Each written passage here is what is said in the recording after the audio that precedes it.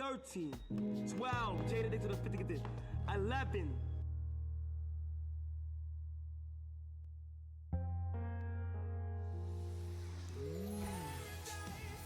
All right, moving along, sir. Are those Tic Tacs? Whoa! Are those Tic?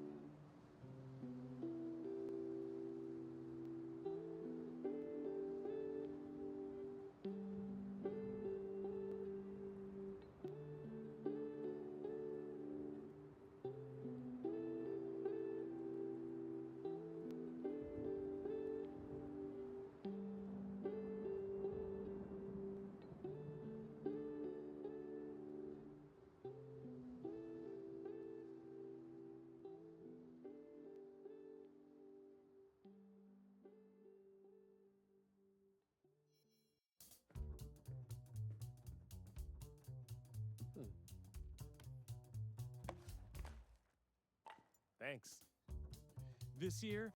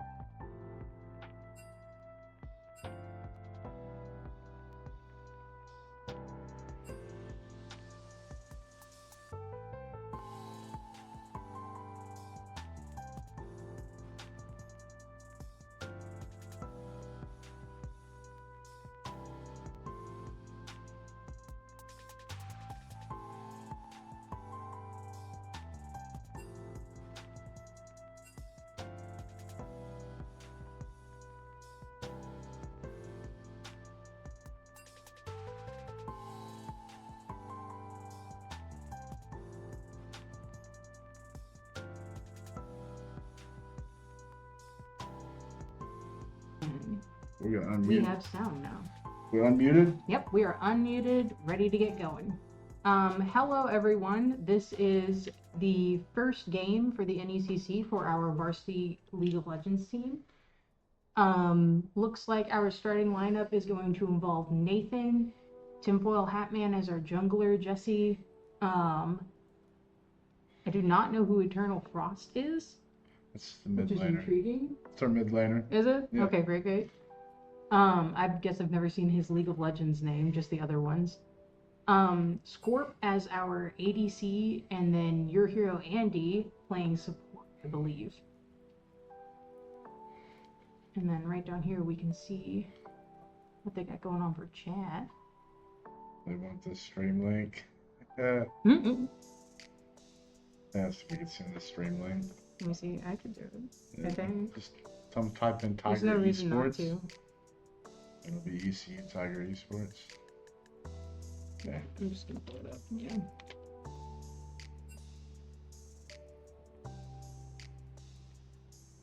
And then click on our live video right there.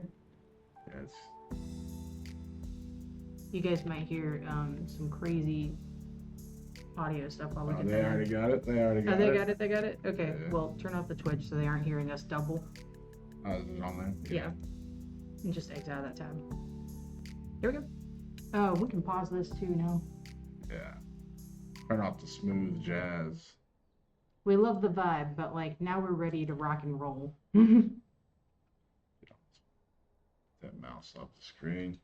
Tonight we will have just our League of Legends teams playing. We will have varsity running starting at right about now, 7 o'clock, and junior varsity will start at about 8. We might pop in there to watch one of their games, maybe their second game, depending on what the varsity team is doing. And we were looking into the opposing team earlier. Mhm. This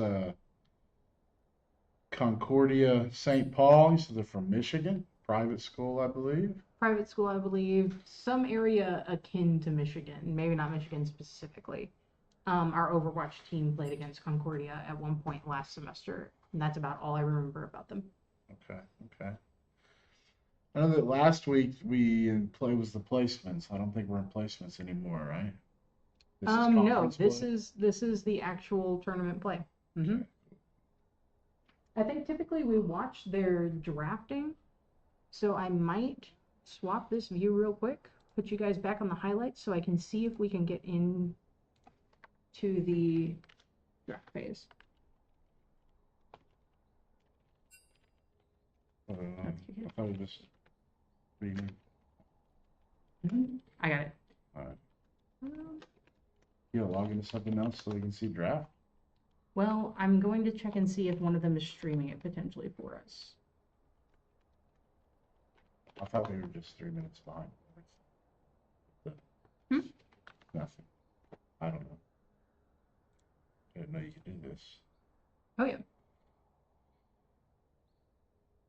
That's the junior varsity. Here we are.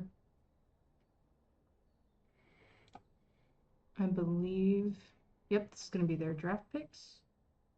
I'm going to get this full screen. We're going to click this, and then we're going to switch to that. Here we go. We are looking at drafts. It looks like we have a ban coming out of Concordia for Nunu, which honestly should be unsurprising for our crowd. That means they're target banning Jesse. And the send rate, looks like they watched our last week's game. Our game against, I believe we played that combination against Arkansas. Yeah. Won pretty handedly. Looks like we've chosen to ban Viego and Riven, both snowball champions. Wouldn't want to face them, let them get ahead. I can see that. Fair. I'm happy you know so much about the game. I'm still at the point to where I know some of their names, and mostly not what any of them do. Yeah, okay. I've played League of Legends for a while. Beta tested this and a couple other MOBAs. It's fun stuff. We banned mid lane jungle. They've banned jungle top. They banned Lilia. That's a jungle character. Yes, yeah. AP. Don't want to face the snowball potential from that. Imagine they ban our Zach. That was a pick from the Nathan Lewis, our top laner last week. Go look for something real quick. Okay. So basically everything that we won with last week, they're just going to go ahead and ban, which makes sense. We won handily. With the first pick of Yasuo. Be mid lane, I imagine. What do we respond with? An Orianna pick. Ooh, and the Vi. Shockwave combo onto the Vi's assault with her ultimate as well. Could be a nasty combination.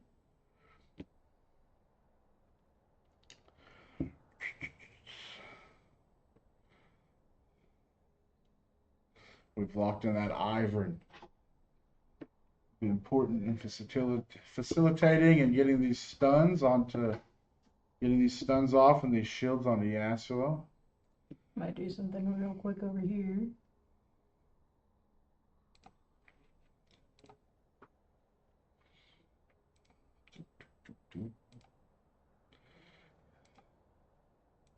There we go. I was picking this up. It's probably picking them up is the problem. So I just wanted to make sure that we weren't talking over them, they weren't talking over us. I had that same issue when I was streaming for the Tiger's Den last semester. I noticed that if I was in a Discord call with somebody, it would pick up the Discord call. Okay. odd. I don't know how to stop it, but that was a thing. So. I'm not gonna lie, I like the pick potential from Concordia St. Paul here. The Ash Arrow on with Vi follow up with a Shockwave from Ori could be nasty, but like our team as well. ECU Tigers, we've got Jinx for the late game. She's got the chomper, she's got the long range, she's got the ultimate. Ivern is another support, so whoever we lock in is just going to be more aid to help. Looks like they've banned a Nautilus. I don't think Andy plays Nautilus, but They also banned Zach, yeah, which is an interesting one. I don't think I've seen our guys play that at all. last week Nathan pulled it out of the bag and played a top lane in DeKalb and did really well. I see. So they definitely had somebody watching the stream over there. They scouted a little bit. We banned Karma, which Karma with the the point and click route, the poke with that Ash. That's a strong lane. I wouldn't want to play against that either. We got the JV team coming in to spectate, I believe. They can learn a little bit. It's Right. Love to see that. Okay, never mind. They're just grabbing a Red Bull.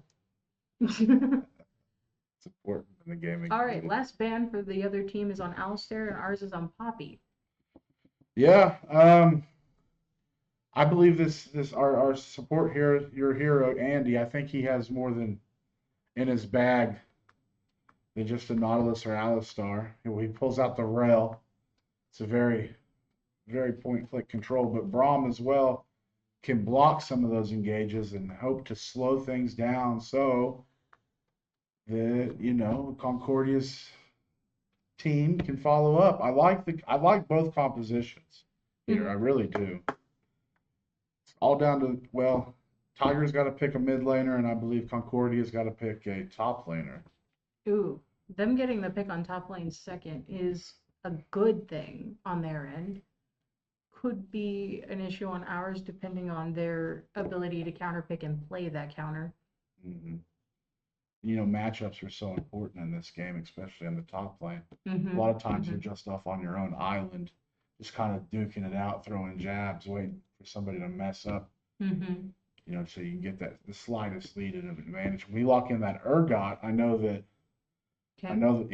our top laner plays some Urgot. And that's a very solid pick in the meta right now. Yeah, as I play Mbessa top, and I auto ban Urgot in my games where I get to. Because I'm playing melee champion. You're not bringing a gun up there. How dare you? If they lock in the Malphite. Interesting pick. Yeah, so I'm not gonna lie, I like ECU's pick. I think way Malphite's better a good champion overall. Let's get us. We have the only form of magic damage ECU has coming forth right here is Ivern. Mm-hmm. So it looks like with that team comp, they're going to look to win early. When you pick double AD threat, you're more objective focused, looking to go for towers and objectives to secure that early lead. Mm-hmm. And then on the other hand, Concordia has picked a slightly more scaling comp with that Orianna for those late game shieldings and shockwaves in combination. Yeah, give me 1 second. I'm trying to figure out what screen we want to be on. I think I know, but my brain's telling me to question it. All right, there we go. Got a setup for when they actually start the game. And then we'll have to watch the draft again. It'll be a double draft. We'll have to watch the draft here as well, but I think that's okay. Yeah, that's just them using the client to make sure that the draft is set up. There we go. It's going to be like a quick pick phase, right? Yeah. It's a blind pick, so there's not actually any like. What's that? Kamara here says LOL first ban's trauma banning maybe. I think they watched last week's game and they didn't want a part of that. I mean, it's possible, but it's one of those things where like they weren't a part of that game. And League is such a varying experience, like, depending on who's playing on your side, who's on the enemy team, like, things change. So I think it was a solid ban, just hitting Nunu for Jesse. But overall, they don't necessarily have to trauma ban in this game, you know? I think there's going to be a pretty good matchup here. It's the best of 3. Looking at these team comps, the draft and everything. Both teams have CC. They have hard engage. They have well, when I look at the disengage aspects of it, I believe that ECU's has more disengage with that Ivern, with that Urgot kind of zoning with his ultimate, the execute. Rail standing in front of Jinx, but on the other team, you have Braum who's going to just look to control and facilitate with an Orianna behind him, a Vi beside him. Malphite with that ultimate can be disruptive if you look to stack. Mm-hmm. But that's why we play the game. I'm excited for this game. Yeah, and I actually want to mention something about the draft that was brought up to me via Discord. We're doing a fearless draft for the Varsity League of Legends team. They'll be doing that, I think, for each of their games. And what that means is the champions that are picked for this game cannot be played again tonight. So we will not see more Jinx or Vi play or Ashe play, at the very least on the one side. We won't be able to play Jinx and Rel again. But it might, I'm not entirely sure what it means. It might just be nobody can play those heroes now.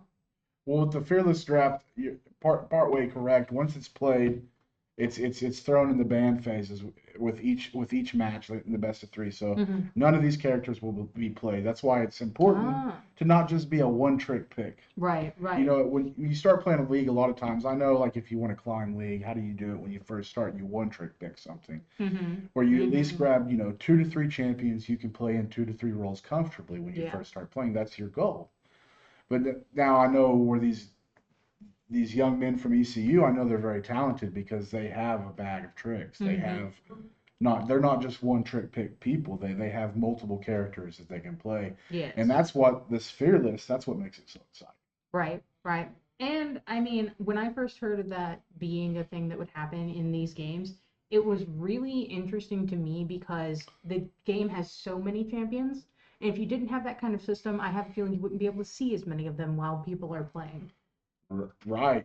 And there are so many champions to the point that some aren't even used, right? In competitive play, because they can be taken advantage of, or they just have too many stipulations to meet their win conditions, to meet that win con. So, like a lot of these champions you see, you will see them picked, you'll see them played often.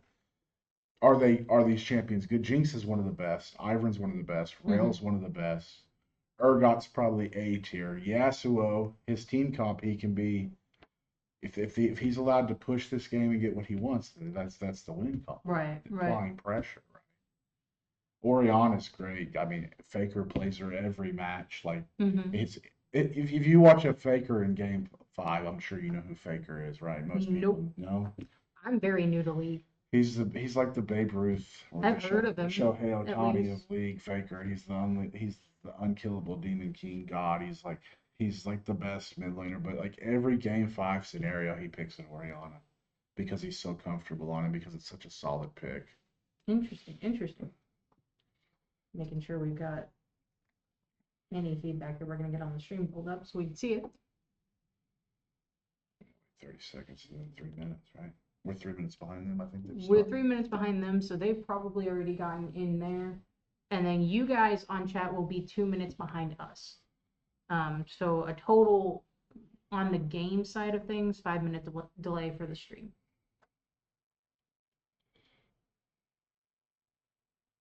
I don't think that's set up. You looking at the delay? No. It showed delay. I'm just looking at it. No, I meant the time. I was just looking. Here we go.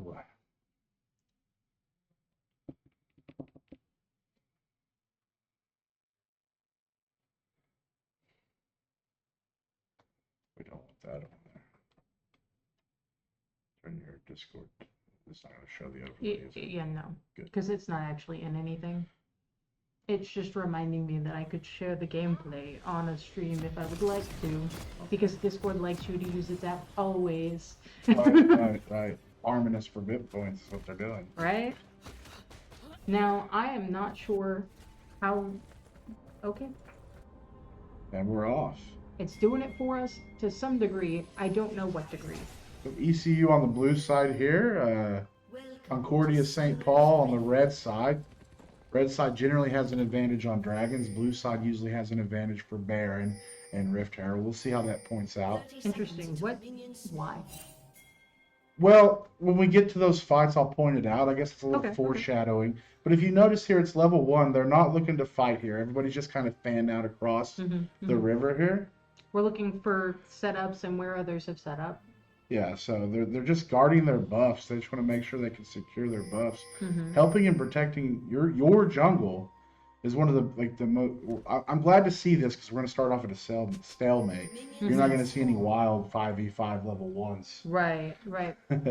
You definitely get some of them in the level of play that I play, but Let's click here. Let's click. Where are we going to start level 1 off? Let's just look up here. I'll get this pan. Control Shift Z. yeah, no. Oh well, that moves you over. Yeah, so I was looking to get some poke and trade off here early. Like to see that. Yeah, if you move the camera over to Urgot and then click on him, it'll stick to him. Don't worry, guys. We're figuring out how to stream this for you. Get my shoddy camera and shit. Camera, poking around when I play. It's the same thing. I think if we wanted, we could click Urgot, and then down in that bottom left corner, we can get the toggle camera, and I think it'll just follow him. Maybe. That's on manual directed fog of war.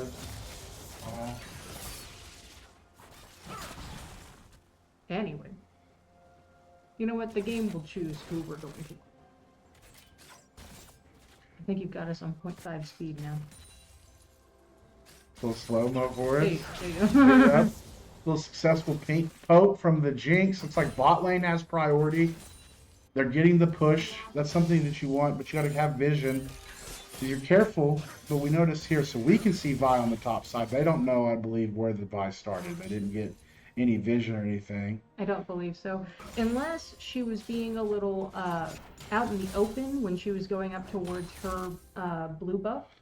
Or, I'm sorry, that would be her red buff.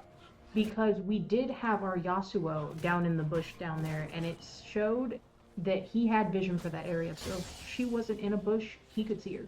Okay, so you're saying he did see that. He could. He's seen Vi start top side. But you'll notice that in this mid lane here, it's usually harder for the melee character versus the ranged character. As we swap back down here to the bot lane, preparing for a gank here. Is it going to be successful? Looks like they're gonna take down that Ashe. Jink gets sped up, and they're gonna close in on this Braum here. We got a flash from Braum. Will the flash be worth it? It doesn't look like it. Jink's picking up a double kill here. There's not much more you can ask for starting a game here. And we quickly go back to mid lane here. It's a stalemate. Yasuo's getting that push, which he's got the priority. ECU has priority in every lane here. They have the push. This is a dominant start to the game. We'll see if they can translate that later. Looks like Vi is coming up to check on Looking for these. the void grub spawn. Yeah. Well, the scuttle crab here. It's experience. It gives them vision. It clears out wards. How do we pull up the CS? There we go. Oh. So Urgot slightly. Basically, everyone's tied. You can see her getting that void grub here. Gives Vi the 2 assists on the Ivern. That's more gold, I believe. So mid lane's dead even. Bot lane, 2 kills dead even. Basically across the board. Although we've got a slight, almost 1,000 gold lead here at the 4-minute mark. I was going to say 1,000 already is kind of crazy. Yes, and so they buy. In terms of items, we've got a BF sword on Jinx. That's your first bag. That's a gold that's a dream. You love that as an ADC player. Oh yeah. You just get so much attack damage from it. 40 attack damage to, what you get from Ashe. She's got a butter knife here with 10 attack speed on it. Right. I'll be buying those butter knives when I'm playing Abyssa. Right. So that's going to let us know that they're just going to try to farm up down here on this bot lane.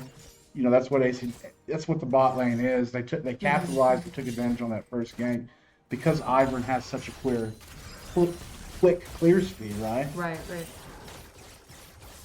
This top lane action, Malphite out of mana in a bad spot. Will he just be able to walk away from this? I mean, he could, but Urgot is a ranged character, so he could take him out from under tower if he really wanted to. Correct. Back down here on this dragon. Looks like they're gonna capture it. Yeah. That's huge, getting this first dragon. It does slow down the tempo of pushing the waves a little bit here in bot lane. As you see, they're still pushing. The enemy team did secure the first dragon, but bot pushed out. Will there be a fight? I think there will more be intimidation tactics to make sure that Vi stays out of their lane. Okay. It seems to be working. Still up by 1K. The first dragon's not the largest objective on the map, so to speak, right? Fair. So I believe we'll probably have a CS lead slightly in the bot lane now. Yeah, it's still dead even.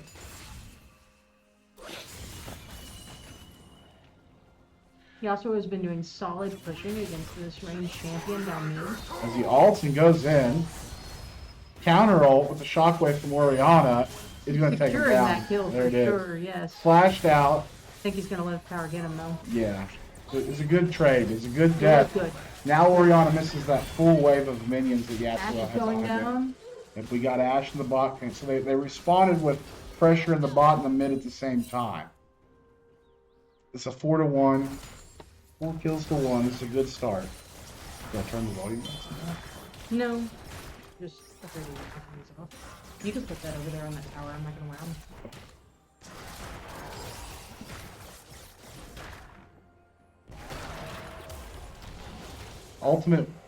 Ultimate use for Malphite there was able to kill the Urgot.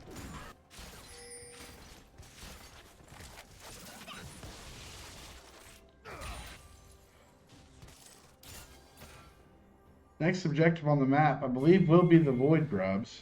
Can I You look at mentioned. something real quick? Yeah. Yeah, you keep talking. So that's the next objective. Urgot was able to dive and TB back to the lane. He's going to come in on this Malphite underneath the tower. He's probably just going to try to execute himself out. Yeah. We can click this and click which player we want to follow. Okay, on the If we directed want. camera. I like it when it bounces around and I can just take control of it. Yeah, then you can just stay on the directed camera. Yeah. We just got a little tip from one of our viewers about how to use the camera. Appreciate So- that. Appreciate that. Little vision battle here. Take that out immediately as they drop it. Yasuo, extremely slippery. They're closing in on this Oriana. I love to see that Daisy out there. There's the Braum with the shield. Blocks some poke. Yasuo a Just lot huge lower. heat fight. Yeah. Wow. The shield from Oriana is just strong. It looks like we're contesting for the Void Grubs, potentially. Ultimate on the from the Vi onto the Ivern into the back lane. Enough to push him back a little bit, get him to about half health. The Yasuo was at mid lane, trying to go in. Was not the, got taken down. Looks like Concordia may get Void Grubs here. Mm-hmm. All this time, Jinx is just down here in this bot lane, farming it up, getting free towers, free turret plating, free money. Good on her. So- I hear a lot as a new player how important it is to control your jungle and, be able to secure these objectives. But realistically, you need to be able to push some of the towers. I gotta jump back. I gotta jump Do back. it. I gotta jump back to watch this bot lane. So, the first objectives on the map, we have this team fight. They won it out. Yasuo got taken down here, trying to distract. His team wasn't there. Jinx is pushing this whole time, getting free XP, free gold. The Ashe made the decision to go over to the fight. We're going to give the Void Grubs. Jinx is going to get about 3 turret plates of this gold. We already just watched this happen. I'm going to let that happen. We're going to see what we can get on the other side of the map, right? This is what I love to see out of ECU. Lands is slow. Rel, coming in. Wow. The mid laners just, I love to see that. That's a great play. That's great mindfulness from this ECU team. Mm-hmm. Mm-hmm. 2 deaths on our mid laner. It's 2-2 deaths. Yasuo has a farm lead. Jinx has a substantial gold lead at this time in the game. Will they be able to translate it toward Jinx can carry the game? Right.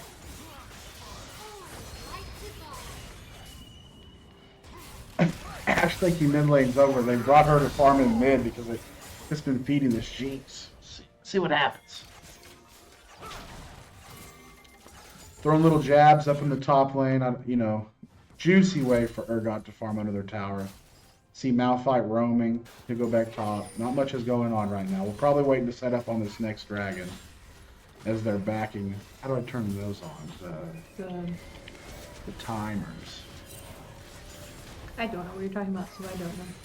Well, I'll see them backing. I estimate the dragon spawns in about a minute. Oh, the dragon timers. I think that's going to end up being a setting that we would change in your gameplay, Okay. potentially. So if you go down to this bottom right here, you can click interface and then scroll down, and there should be something about showing.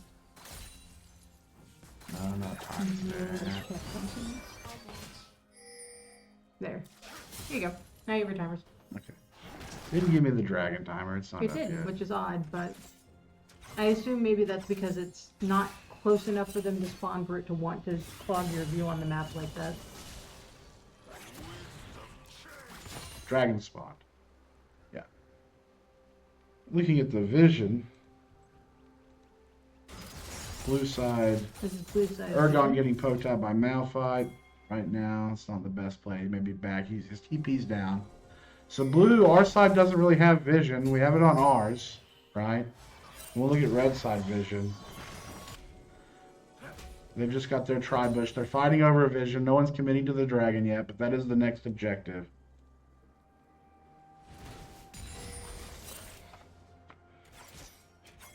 Take a quick peek at the farm.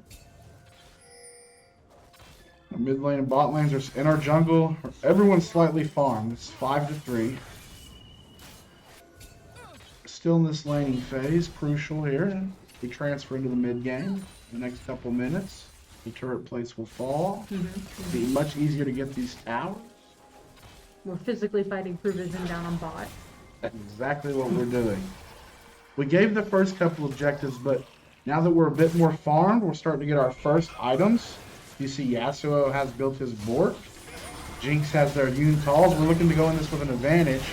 Ooh, a great ultimate. You've seen the Vi Orianna combo with the Shockwave. That kind of just immediately deleted the Ivory and forced the Yasuo to back up.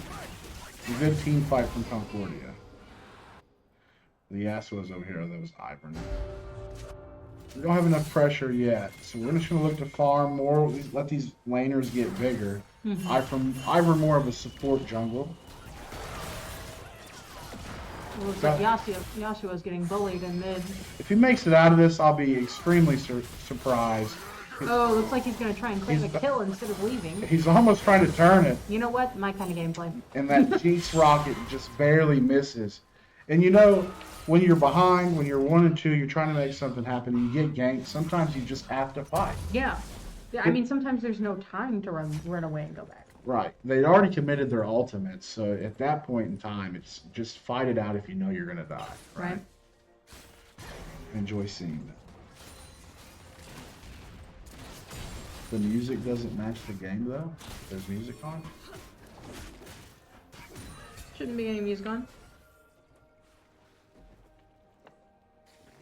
That's paused. No, it's fine. Turret plating will soon fall.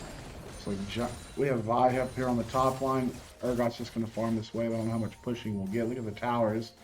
As in 14 minutes, these turret platings drop off. Mid lane's been a stalemate. There hasn't been a push towards either tower. We've gotten a lot of damage on this bot tier 1. It's probably the target for ECU. The Yasuo roaming through their jungle with Ivern. Maybe a little cheeky gank. It's going to steal away some of this jungle. Vi's here.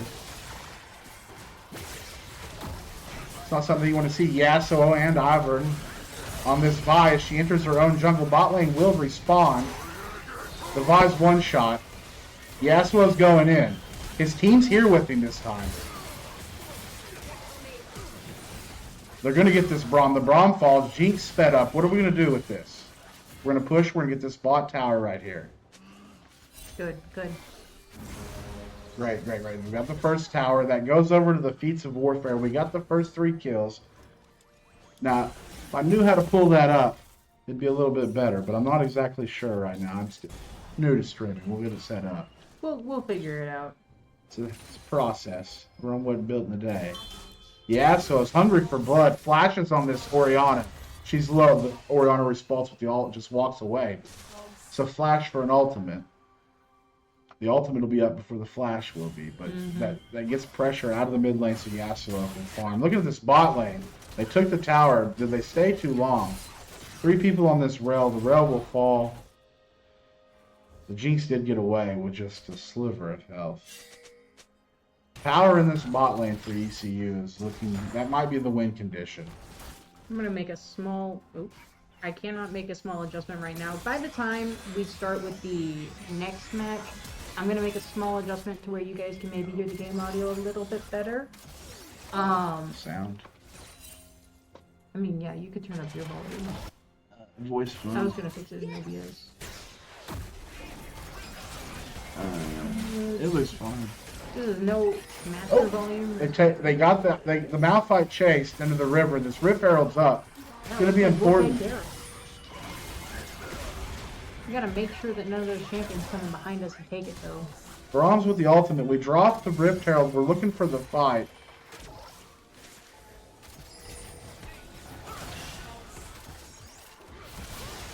Yasuo goes in.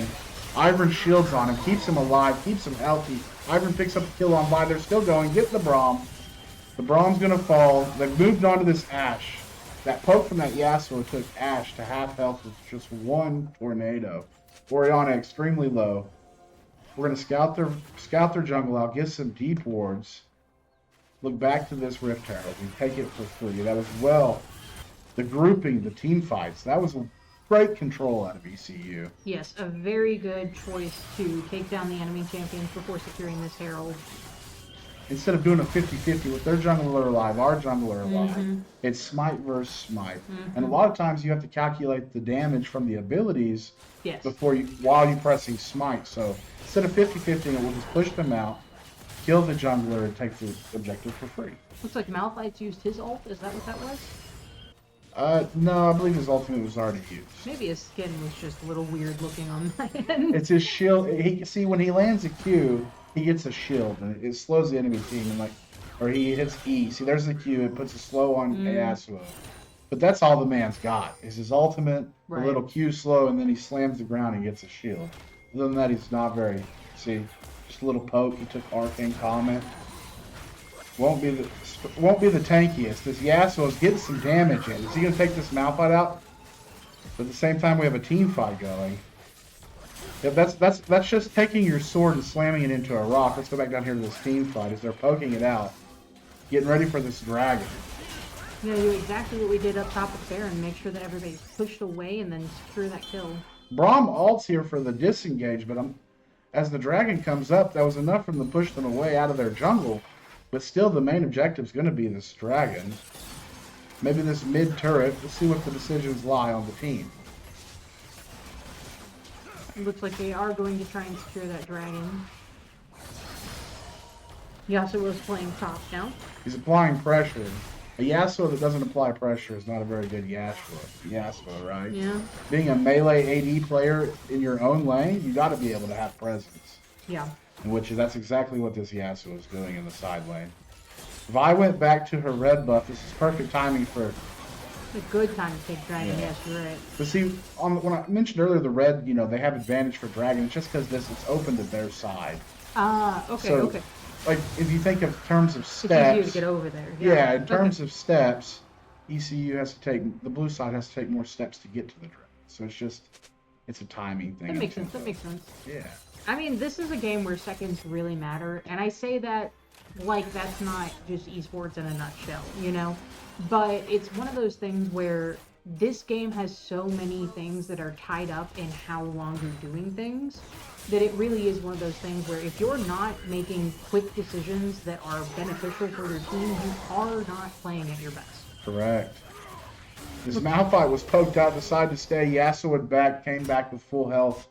Purchase new items. He's got a board and this noon quiver, which is doesn't seem a lot, but just that 20% extra crit's a big power spike. Ashe is pushing up on this mid lane while she can. We're responding. They caught us in an odd time where we had to back. They got their first tower of the game. It's Concordia. Vi getting her blue buff, maybe looking to... We got vision here, so... It's always a vision ward, because if you can't see, it's hard to fight. And I think that's a key. One of the main keys is... You always notice is this Rail, this Andy, this your hero. Yes. He's always fighting for vision. Yes. And Rail is such a good champion to do that because they're so tanky. It's going to take at least 3 of the enemy team to kill her. And this next objective, ECU, so they gave up the first 2 objectives, but ever since then, it's been lights out, foot on the gas, straight to the next objective. As we're quickly taking down this Atacon, Concordia's trying to respond. Will they get here soon enough? A big Rail. Oh. Yep, there we go. ECU secured the Atacon. There's the great ultimate from Urgot in that team fight situation. Down goes Malphite. Vi goes in. Amazing. Vi goes down. No deaths out of this ECU team. They get the Atacon. There's the first death. Rel pushing forward for vision for her teammate goes down. It's not the end of the world. That's great execution by this ECU team. Ash picks off the Yasuo as he's pushing in the mid lane. We're looking to back here. There we go. Get our items, buy some things. Let's look at these farm totals. Urgot's up. Ivern's up. Yasuo, okay, that's to be expected to fall a little bit behind the Orianna and farm. This Jinx has got a 20 CS lead on the Ashe. The same amount of kills, but the Jinx has not died. There's bounties on this team. There's bounties on this ECU team. Concordia is going to be looking to get those. So to me, it's all like every time I have a bounty, I'm like, shoot. Now I'm just going to give the enemy team more gold when I die. Right. So it's to me, it's important to watch how these guys play this game when they get bounties and they're ahead. How do they translate that to not giving away that bounty and to win the game? Right, and even better, watching what the enemy team does in trying to secure those bounties. I am a big Call of Duty player. I'm sure everybody could tell you this by now. And what is the most prominent thing for me when learning a game, especially one like this where team play is so important, is my KD ratio good enough? Am I staying positive? And right now, our team is fully positive. We're up, 13-8 for kills on them, and right now we've got, 8 deaths on our side? Yeah. The Yasuo is traded out, but he's got a positive KDA. And you mentioned KDA, but KDA does not win you games. It's the objectives that you get. So at any given moment, Concordia could have just one good team fight, one good pick with this Vi-Ori combo, Asher, onto someone that's just out of position for ECU, and then they can just totally flip this game on its head. Now, granted, they're 5k behind, so that lead that ECU has is starting to expand exponentially as we gather more objectives. Yes. I believe one of the guys, I don't know if it was last time we were on stream, after their matches or something, but one of them mentioned that kind of like a good lead in this game is about 2,000 gold. And we're running up on like 5 right now. Yes. 2,000 gold is when you can start to feel you're ahead, right? Right. And it's kind of then what you do for it. What you'll notice from this ECU team is they're not going to be walking. Their positioning is great. The only one that's ever out of position is Rel, but they're in the right position because they're fighting for vision, right? Right. It's not necessarily being out of position, it's being ahead of your team. Yeah, there's 2 ways to play it, reactive or proactive. And when you're a support and you're like this right here, you're commanding 4 people to fight you over a vision, you're doing your job. Right. And you're doing it well. Looks like you've got another dragon up that everybody's going to try and take. The 3-man ultimate knockup from Yasuo as he pushes deep into the back line. Our back line, front to back fight, we're just handling it. Vi goes down, Jinx just chewing him up with this ultimate. They got the first kill, gets excited. They're just going to chase this Orianna out here, this Ivor. Absolutely. The Jinx rocket just off. That's okay. Ivor's going to pick this up. There we go. This whole time we got Dragons down. Dragons are tied up 2-2. As we expand our gold lead to 7k now off that team fight. Our next objective will be fighting over is Baron. Correct? That's correct, which spawns at 25 minutes. But they're going to get this. See, there's the mid tower. it's important to get these objectives, but there's also timings to when you get the objectives. This ECU team wanted to push out most of all the towers that aren't base towers, right? Before they get the Baron. That way, when you get the Baron, you can run them into those. You can run it into the base towers, which is just so much more devastating. Right. There was something interesting that I saw on a video. Somebody took the Baron, they popped it from one of those towers inside the base and ran over to the other lane and popped it on like the Rift 2 of Herald? them. Yeah. I've done that before. It's very fun to get 2 to 3 towers with the Rift Herald. It's great. Looks like everybody's backing up after grabbing some vision over in that area. Yeah, it's important that, well, what are we to catch this Braum here going for vision? You can't go alone. Ash is behind him. See what we'll commit or won't commit. This Rel wants this kill. Rel gets the kill. We have Malphite fighting the Urgot. They've been throwing jabs this whole game. Their damage numbers are probably going to be silly just because they've been beating each other the whole time. That Urgot W is just so nasty. What is his items? You got Black Cleaver? Yep, Sterix. I mean, why not? Upgraded Swiftman boots for the speed and cooldown. Boosts the slows. Automatically counters that Urgot's Q, right? We're pushing. We're gonna go for this inhib right now. And with their support dead, their mid laner dead.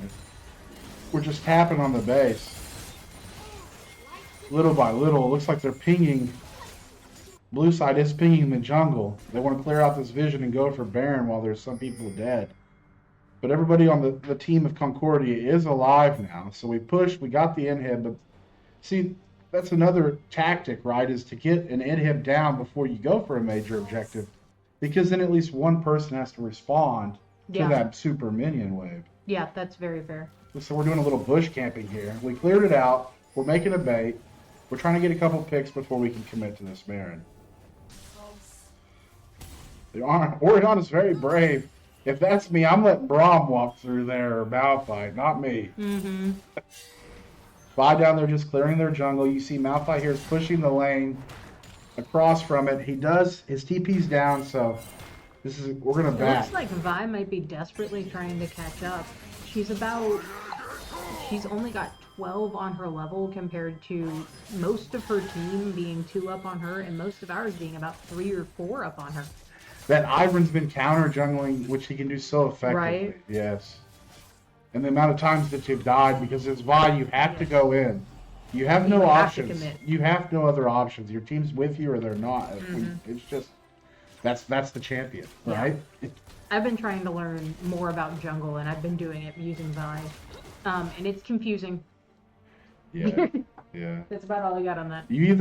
For me, when I play Vibe, it's either I'm getting 20 kills and pub stomping, or I've got 15 deaths with 30 assists and like 10 kills. There was one match, I only started this recently, so like bear with me when I explain this. There was one match. I felt so good. I was on rotation so well. And then the next match, I forgot to buy the pet, and everything was bad from there. So it really is. Jungling out a jungling item, that's yeah, it's horrible is what that is. You unlock a harder difficulty. Honestly, it was bad. Looks like a big team fight going on right over here, though. We got the Baron, we took the tower. They wanted to defend that tower, which wasn't a great idea. We're pushing into their base. Chasing them in their fountain is this Rel. As their team takes the objectives behind her, the towers, the inhibs. Then Jinx rockets are landing. The Rel flash, there it is, right there. They're gonna kill them in their fountain. Yep. Ash is gonna die. We're gonna end the game. Looks like we're taking it. Yeah. 26-9. 14,000 gold lead. ECU wins the first match. First match of 3. Of 3. Yep. Wow. Love to Wonderful gameplay. It was a great performance, but that's just the first. We gotta do the best of 3. See if Concordia can get together and kind of think of a better draft and how they're going to beat ECU. That's their goal. Yep. ECU doing their best to win. That's why we play the game. You look at the damage breakdown numbers here. Do you have any comments? Honestly, damage breakdown numbers, it is very good to see our Yasuo getting so much going on, but I almost wish we had more coming out of Jinx. I'm not going to lie. when you think about it, I can say that. Yeah. Yasuo had 4 deaths, so he was going in like he had to, had the pressure. Mm-hmm. Jinx, maybe she didn't have that much damage just because they died. She didn't have a chance. That's fair. That's very fair. If you'll notice, a lot of times the Malphite with 6 deaths Mm-hmm. was dead, wasn't even in the team fights. Wasn't Jinx Yeah. didn't have to deal or do damage to Yasuo. You can see the Urgot and Yasuo's, Mm-hmm. they did good damage. Like I said, they were just fighting each other the whole time. A lot of it until somebody could rotate over and help the Urgot secure a kill. Fair. Orianna, like she did less damage than that, but like that depends. Like as you see, there's Vi, 5 damage. Yeah. The Shit. Vi was having issues. Right, just gets a Overall. couple punches off and got dominated. Just Mm-hmm. went in and died, and the Orianna tried to help him, but just it was a deciding victory. Can we look at those vision scores? Since we were talking so much about, you can click Yeah. right here and cycle through the damage. That's damage taken, I believe. View advanced details, perhaps. No, it's not gonna let us. Oop. It's like, move on. Click on that. Go back to the scoreboard and click on that sword, those arrows. You can cycle through it. It'll show you control vision. That's control. Crowd control, the Ivern, topping that out. Mm-hmm. Oh, it doesn't do vision. Maybe the gold one? Minion slain. There it is. Vision score. The jungler, the top lane, the 69 down there on the rail. You can't ask for a better number than that with vision score. Yeah, both of the supports actually doing really well in vision. You'll notice where the key takeaway, even this Ashe dropping of wards every chance they got had a 19, but the top lane and jungle for ECU, when you have more gold, you have more gold to buy pink wards. What's a pink ward? It's a great question. I haven't figured that out myself. No. Can we just play again? Yeah, I think we just click that. We'll go back into the lobby. And then we just go to between game score display. Yeah, we can do that. And then let's see. Mute the mic. Put it back on our spicy jazz while We could put it back on the jazz. I believe we're going to mute the mic, put it on a spicy jazz as we take a short break here. Enjoy.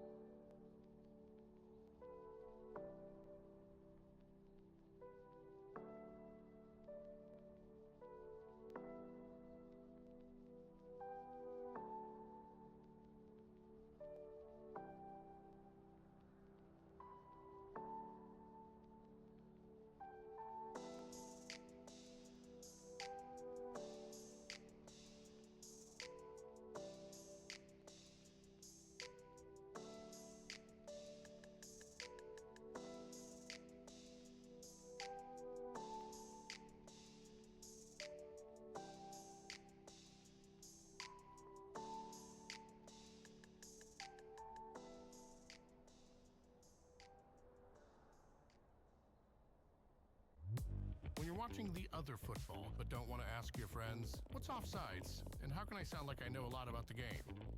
You can just ask Google all of that at once. Oh, so that's it.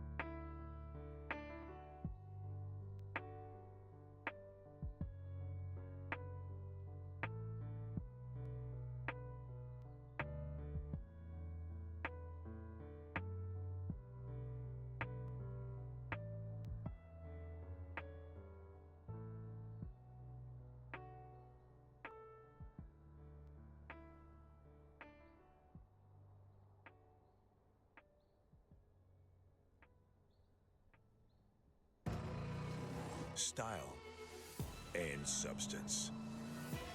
In the GMCC era,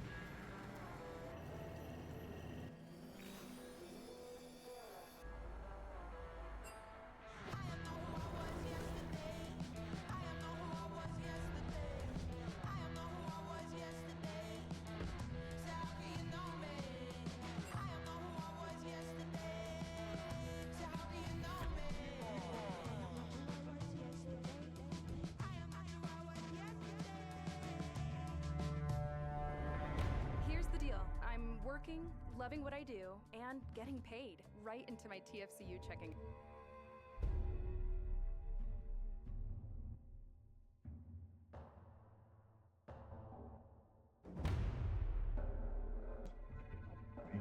All right, we are back for game 2. Mhm. Yes. Let's see here. It looks like we may have swapped sides. Why am I hearing this sound?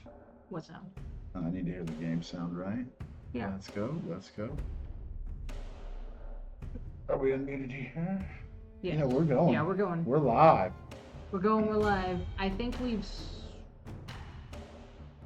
Yeah, I think we've switched sides. I think we're going to be red team this time. You can see they let Jesse on Nunu and Willet for whatever reason.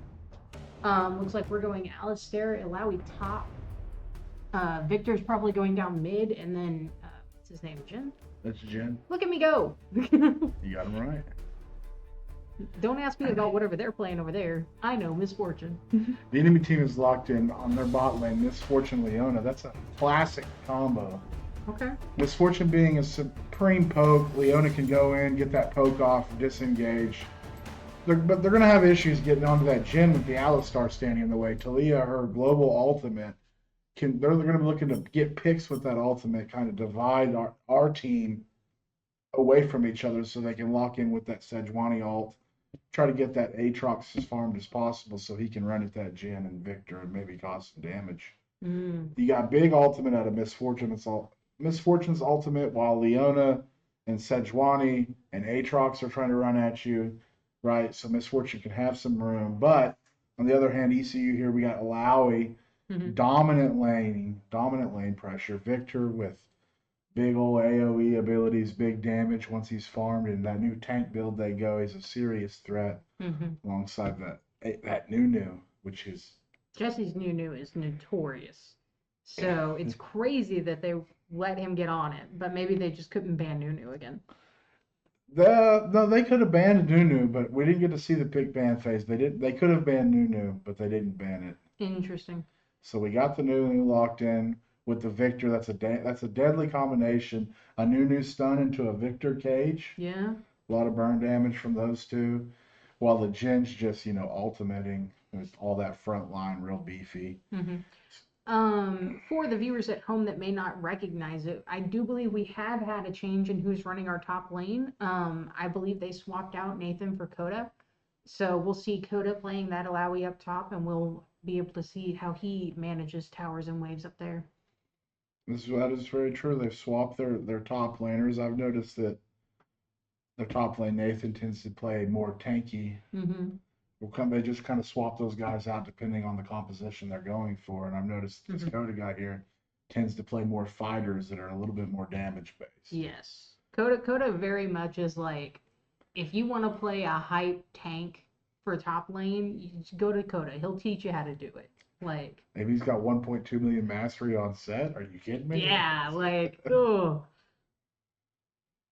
He's not afraid to stand on his alone in top lane and maybe go 1v3 or 1v2. No, for sure. Yeah. I've seen him pull off some crazy stuff. Just the other day, he was able to send a clip into our Discord of him taking that set where he goes left, right, and pulls people together to stun them. He grabbed 3 enemy champions and 1 minion and pushed them. And it stunned all of them. It was such a big play for that push moment. It was a whole team fight. All 10 players were there, and it was just massive on his part. It's game changing. Honestly. They were losing pretty badly. He carried that pretty hard at the end there. Yeah. I'm not going to lie. It's so exciting being able to have this job of commentating on, some League of Legends. I'm so blessed and thankful for it. It's fun. Yeah. I'm excited to see the top lane matchup. Just as you mentioned, Alawi versus Aatrox. Alawi has faced some nerfs, got slight buffs a couple patches ago, kind of brought her back into the meta during solo queue for ranked. You never really see I guess last year we seen Alawi in pro play. Just because, it's hard to fight around her tentacles in pro play because, if you drag her away from the tentacles to an objective, she's obviously not going to have. Right. She won't have that presence that she typically has. So that'll be important for them.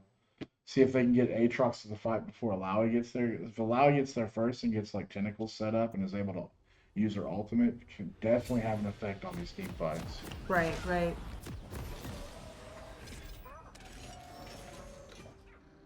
I did not notice that they were going to play the Shark Man. Oh no, that's Nunu and Willow. That's getting confused me so much. I thought he was that like catfish guy with the tongue thing. Tom Finch. Yes, I thought he was playing Kench. I was like, what? It's also a great tank. Yes. He's also very Kench good. is crazy. Yeah.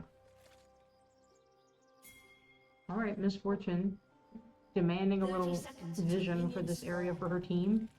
Yeah, the Red Raptor's the very, very important part for Vision here. You notice Nunu over here, Jesse Garden is red, his top side, red side jungle. Yep. Talia's just making sure there's no invades here. Same thing on the bot lane, right? This tri-bush, this entrance here, that call a little banana bush. Same thing here, a little banana bush. It's shaped like a little banana. You know, Aatrox over here. Alawi's up here in the mid lane. We'll see what... They're going to get some poke off, right? In the top lane. They always do. I'm very interested to see the response from the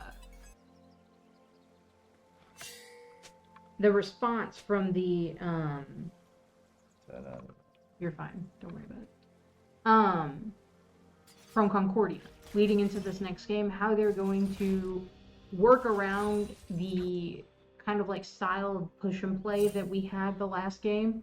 I feel like with Alawi up top, we have a lot more early game presence, so it might throw them off a little bit with what they think our tempo is going to be. Expect that. We'll see what happens. Aatrox winning the poke battle as he has more damage on his passive autos up there up top. If you notice, in the bot lane, it's always a push to who gets level 2 first, right? You want to elastic the minions as much as you can, but sometimes you opt to push. Looks like this Jhin and Alistar have opted to push a little bit to try to get level 2. And they took us back to the top lane. Alawi's winning on this push, right? Aatrox probably not opting to use their abilities. They're going to try to use them on the Alawi to get a little bit of poke off. So Alawi's got the number 2. They've got the lane pressure. They've got the priority, which is going to give him time to farm. It's going to be harder for Aatrox to farm underneath this tower. We know that both jungles started on their top side jungles, and they're both pathing bot, which means here in the next couple minutes we might get a gank, get some action down here. So we'll go ahead and keep bouncing around. Alawi's got this under control, right? Getting a bunch of poke off. Right, mid lane, it's just going to be farming up between Victor and Talia. They don't do much early, so it's try to get a lead down here in bot. I believe that's the play. They're both matching each other. Sejuani just a couple of split seconds behind this Nunu on this jungle pathing, so it's kind of important to watch them. So they still got their blue to do. They're just on the... Already did their red. Sejuani's just skipping some jungles here, but they're half health on this game. So we'll see what happens. They have to know this Nunu is close by. It's a very interesting choice to get down there and try and help out with that. But maybe... Yeah, Alistar flashes out. He gets the stun off. Will it be enough? Sejuani picks up this first blood. Nunu's just going to come in with the snowball, see if we can clean anything up. This Concordia Leona goes in. You have to know Nunu's there. That presence is undeniable at this point. They flash for the Jhin. The Jhin lives. This is absolutely insane. Nunu picks the kill up on Misfortune. Ooh, 2 down. Jhin goes down. Sejuani picks up another kill. I will say that Misfortune feels gets a kill. moderately even with Jesse coming in and cleaning up a little bit behind everybody else dying. Yeah, Nunu gets ahead there. Sejuani gets ahead there. But you see, Sejuani had to skip farm to get that, right? Yeah. Nunu didn't skip farm. They're way up. In this top lane, though, Alawi absolutely... Aatrox with 1 minion wave of CS. That's huge. That's huge for Coda. Nunu back to farming. You can secure this Scuttle Crab. They just updated the Sejuani's farm. They're about even. Nunu's going to take this. Right, so their bot lane picked up a kill. Ours did not. Our top lane, so we had some kills up there. They traded. It was a 1-for-1. But what I'm noticing is, I believe that ECU comes with a strong laning performance. These laners are strong. And what it comes down to is usually Jesse just being able to facilitate for his laners to get ahead, right? Which he's gotten himself ahead on Nunu, so how is he going to, as the Nunu, turn his lead around so that his team can win the game? How is he going to get his laners ahead and put in the perfect position, right? Right. It's just 5 minutes in. We're at 400 gold up. Few minion waves. Dragon's up. Bot lane, Concordia has the push. Concordia now has the push as we've got ultimates coming up. Still a good poke battle up top. Victor will back, so will Talia. I believe we'll see Dragon here shortly. Kind of depends on what happens in this bot lane. Who gets pressure, who gets poked out. As you'll notice, that Concordia does have priority, right? They're getting the push, but Misfortune, little less than half mana. She can't cast a lot of abilities here. Or she will go and this Dragon's up. The mid laner's back. Looks like they TP'd back in. Nunu's on this bot side, coming in with the snowball. Flash from the Alistar for the engage. The enemy team's just walking away. I didn't see this Sejuani down here. Okay, it's full on fight now. It's a 3v3. It's a skirmish before the Dragon. Misfortune picks up the kill on Nunu. That's not the best. Jhin flashes. Jhin dies. Alistar's going to be able to walk out. Looks like Concordia may make a move on this Dragon. They are pretty low, but Nunu is dead. Mm-hmm. Victor poked out. Probably should save himself as much possible as he can. Kind of maybe use his ultimate to save that Dragon if they even want to contest it. I don't know. I feel like it was mentioned whenever I updated the JV a little earlier during our break on how the varsity was doing. Varsity tends to play a lot of snowballing characters, so they might be willing to let them take some of these early objectives just because they know they can pull back on the last, like, 4 or so. No, we're not giving this objective. With the Sejuani on 100 health, the Dragon down to 1200. Nunu just walks in. This should be a free Dragon. Nunu stole it. No, we got the Dragon. We secured it. See, the Nunu didn't back. They were level 4. Or the Sejuani didn't back. Right. They were level They 4 were off waiting. that gank, right? Mm-hmm. The Nunu died in that fight. Just walks back to the lane because the death timers aren't significant yet. Mm-hmm. Walks in and secures that Dragon. It's, you know, Concordia has double the kills, but ECU is Dragon. right. It's the goal's totally tied, but you'll see them just push this wave in, which is great because now it's called crashing the wave. Now it's going to reset back in the middle, allow them to farm. What can we get going in this top lane? Snowballs coming in your lane, says Nunu. He dives into the tower. Alawi not quite ready, still pushing this wave. Looks like we'll back off. Maybe we're kind of getting ready for these void grubs. Mm-hmm. Victor's going to back. Got poked out, it looks like. Where's the Talia? They backed as well?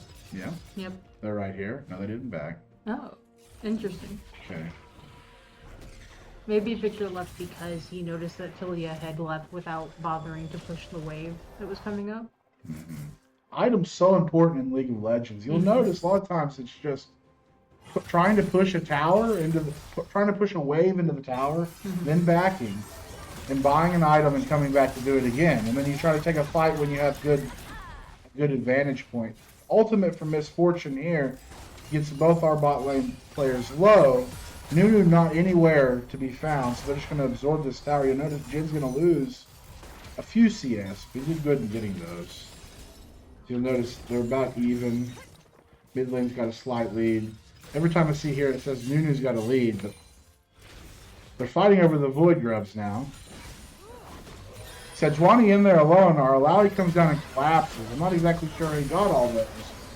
He'll let us know here in a minute. The Flash Nunu ult pushes them away.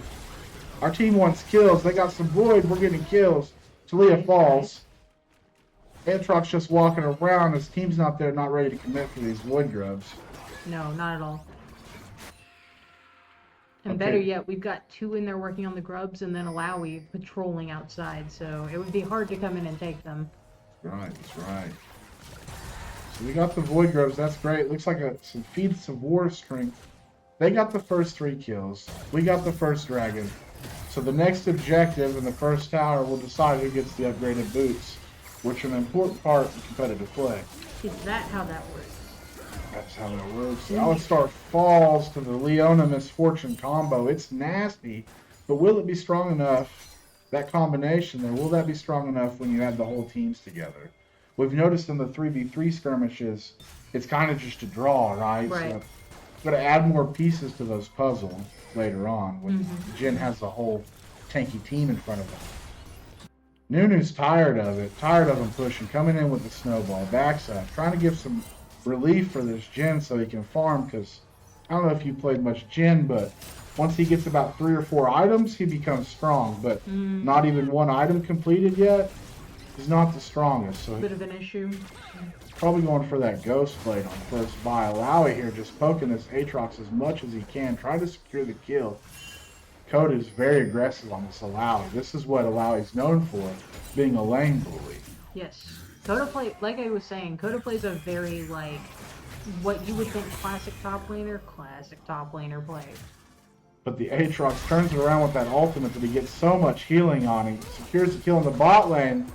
Concordia is showing a strong outing this time. That Nunu ult gets him low, but Misfortune able to pick up the kill on Jin. Victor said he's had enough. He's coming in for the 1v3. He picked up 1 kill. Will he get another? Yes, he's going to pick up the kill on Misfortune. Talia was able to kill the Alistar kill him while low. The Nunu there. The Victor will kill this Talia. It's a triple kill onto Victor. That's what we're waiting for, folks. That's what ECU is waiting for. This Victor is absolutely strong. That Rod of Ages completed. Has a stack. That's the win condition right there. When you see something like that, you're just getting pressured. The entire team, the entire game is a bot lane. You're getting pressured. You have your jungle come help. But the enemy team will not let up. And finally, that mid laner who's just he's like, all right, I have 106 CS. I have a full item and a Rod of Ages. I'm ready to go. Right. That's great, picking up that needlessly large rod for an extra 65 ability power. And this top lane, that Aatrox did not back. Like I was talking about tempo, they got the kill, but they didn't back. They stayed for a couple more waves. That gives the pressure back to Alawi, right? As you'll notice, I've talked about tempo a couple of times, but it's something hard. It's strange tempo. It's just the pace, right? Right. Oh, looks like we're trying to steal that dragon. We got the dragon. ECU secures the dragon here. Alistar headbutts him, trying to knock him up. Jin's really low. Jin will fall. You don't necessarily want to fight after the dragon, but sometimes you have to. We're going to try to escape here with our lives. There's a flash out of Victor to stay alive. Turns around with the caves. Well, that's enough to let Concordia Esports say, hey, we'll back off. Victor, very dangerous. We haven't seen him combine with that Nunu very much, but here we go. It's the mid game. And a snowball into that Victor cage. You love to see it. Leah falls. Jesse's doing a wonderful job in keeping his team in the fight. They've got several kills on us right now, Concordia does. Come on. And we're still holding our ground fairly well. The Nunu ult, used purely for zoning, will allow this Victor to live. This Victor is absolutely smurfing right now with 4 kills, no deaths, a 300 gold bounty. Aatrox, a lot of healing out of his ultimate, allowing him to poke back with this Alawi with no mana. This Misfortune has 9 kills with only a collector. Absolutely wild picking up these kills right now. Looks like Coda's backing, or no, he's decided not to.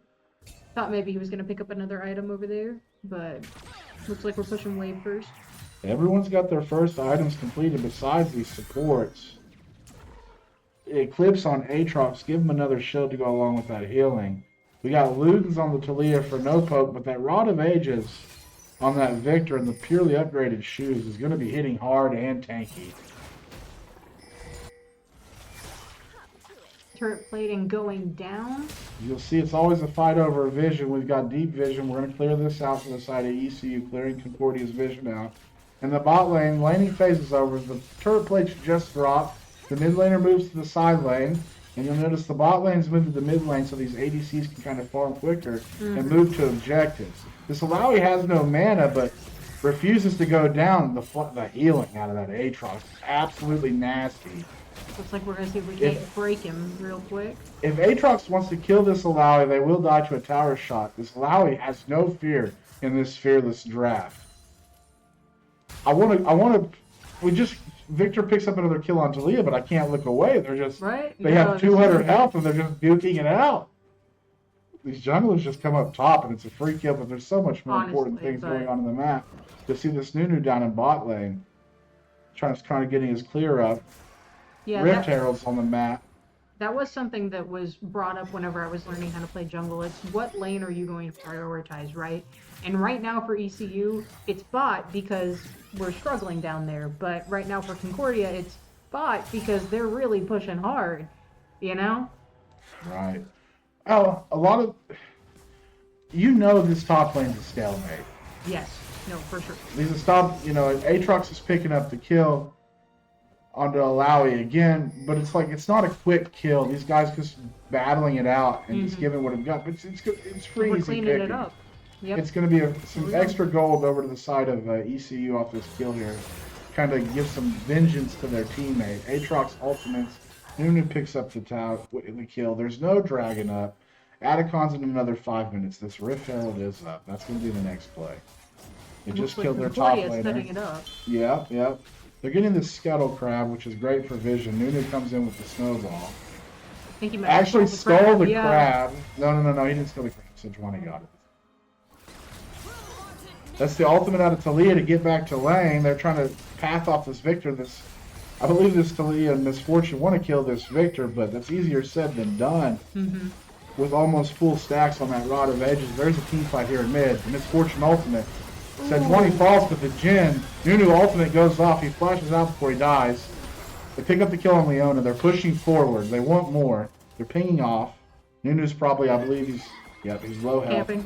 They want the Rift Herald. It's not a great idea to keep pushing for kills. We'll get the farm on the map. Victor coming down here to this bot lane. He has a juicy wave. Get that pushed out. Alawi's pushing in a dominant position. Has full item, upgraded boots. Has a slight lead. Has like a, 20 CS. Yeah, 20 CS. 18 CS, 3-wave minion wave lead onto the Aatrox. He's continuing to be a pest, applying pressure here, allowing Nunu to get this Rift Herald for free as they secure that. Alawi doesn't mind giving us some of his health to push, and Absolutely not. he almost gets the kill. He's just going to keep pushing.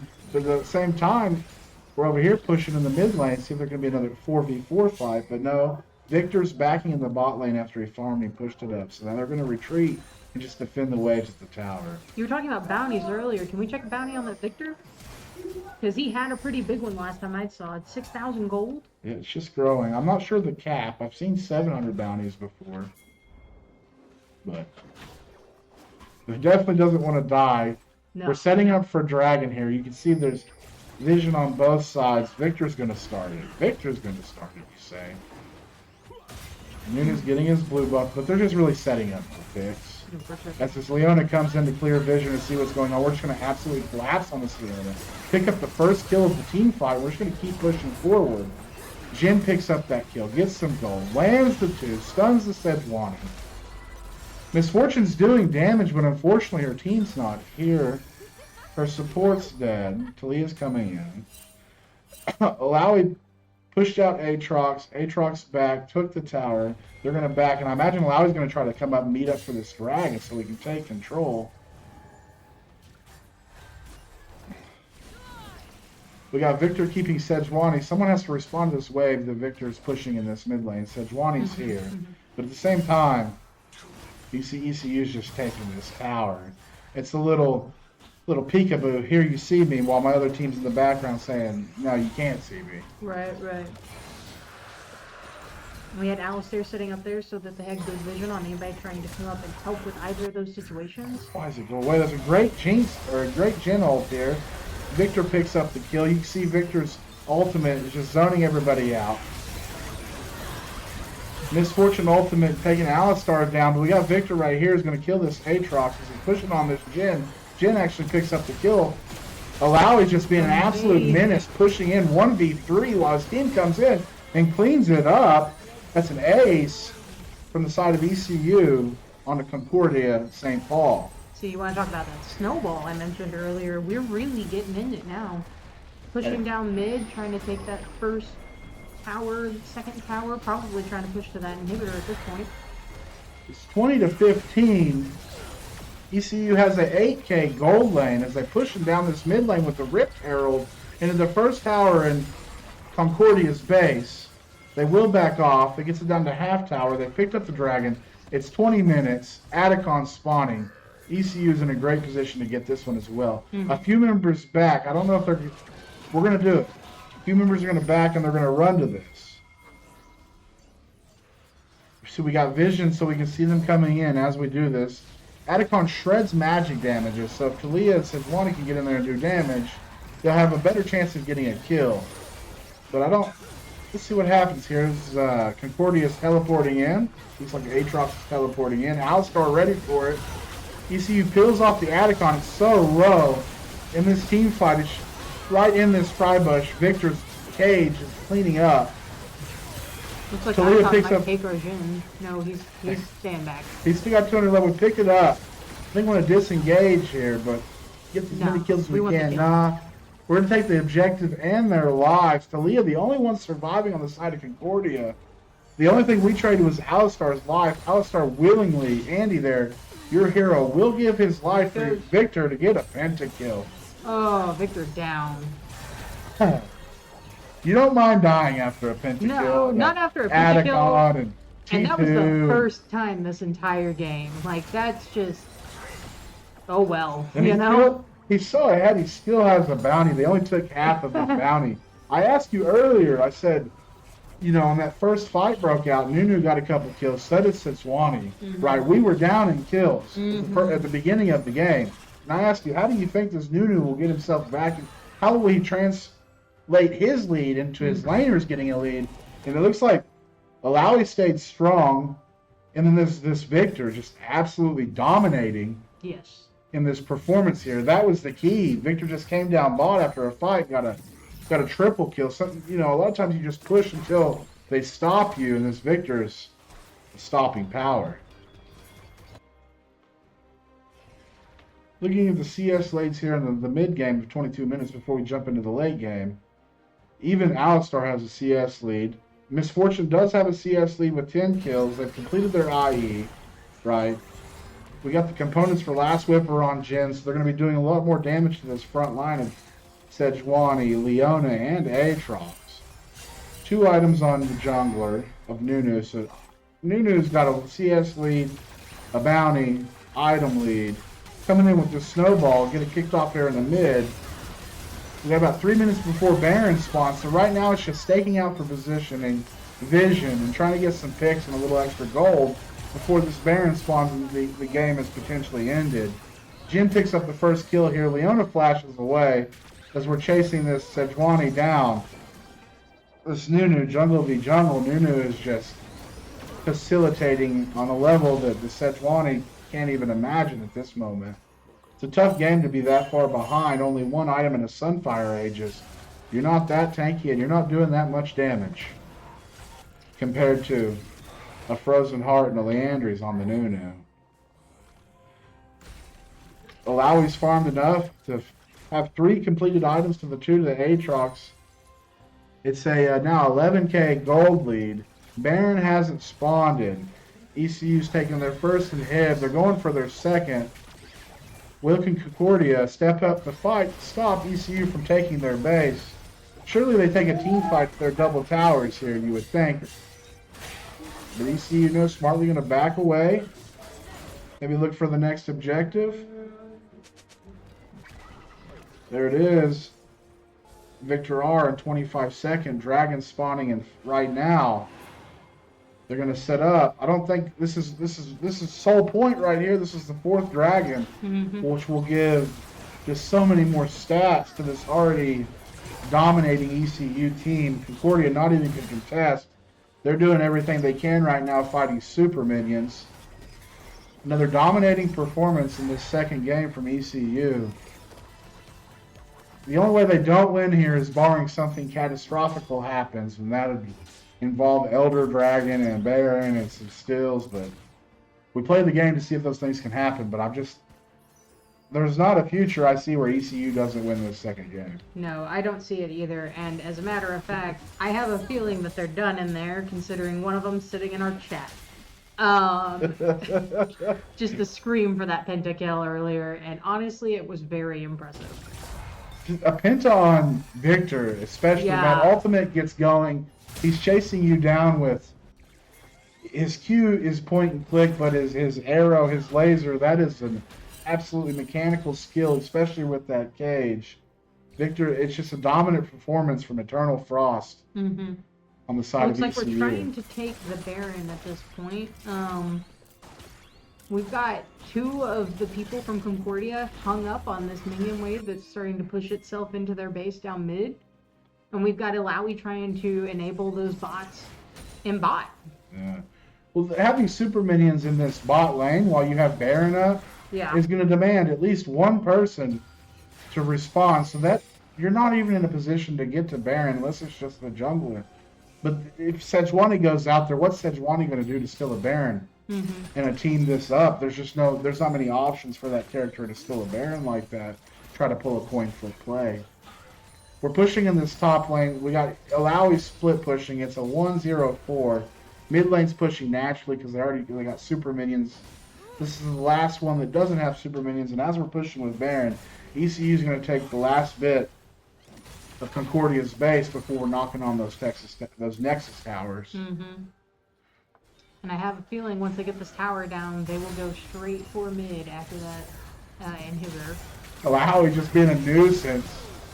Falls, pushing these waves into the Nexus towers, but You know what? He deserves it. he deserves That it. was so gutsy over there. He had a great performance. Honest. But the 4-man on the opposite side here, pushing in. Some ultimates are going off. Misfortune ultimate, Jin ultimate, Sejuani ultimate. We're pressing every button we have here.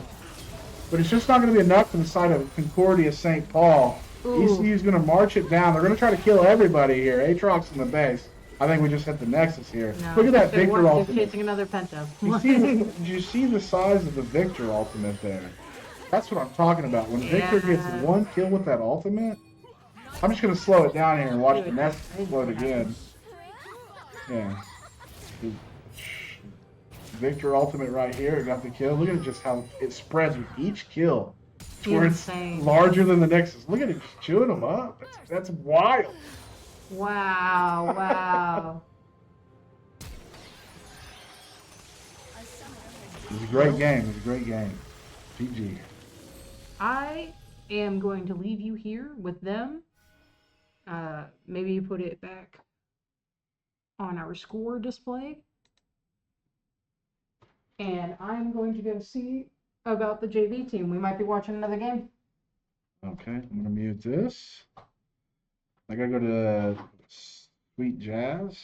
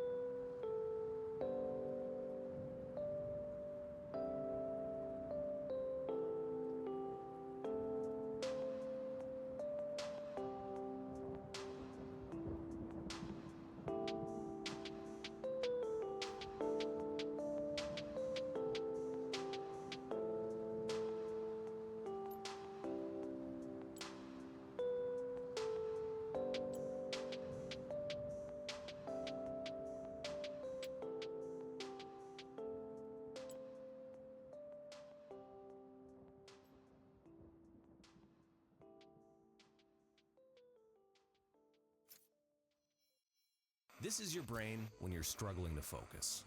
And this is your brain when you're in the zone. But getting in the zone and staying there, that feels more like luck than something you can control. So that's why we made Brain FM. It's like a do not disturb setting for your mind. And it gets you focused in just 5 minutes. Using Okay, for our viewers at home, I just want to give you a little update on what we're seeing over here. We currently have our JV team in the middle of their first match. We're going to check with them and see if they want us to scoot over and join their lobby right after they get done with it. When I walked in there, Otacon had just spawned and they were responding to that. So it's going to be just a little bit waiting on that. So enjoy the jazz. We'll put the highlights back on so you have something to look at, and then we're going to see if they want to switch over to them.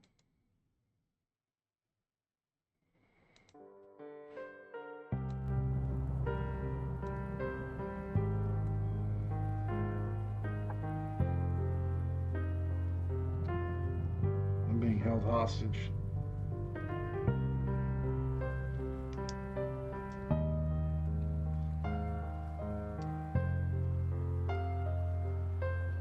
I mean, you don't have to be. If you need to go, you can go. You probably only get like 2 hours though. 6:30 to 2:30.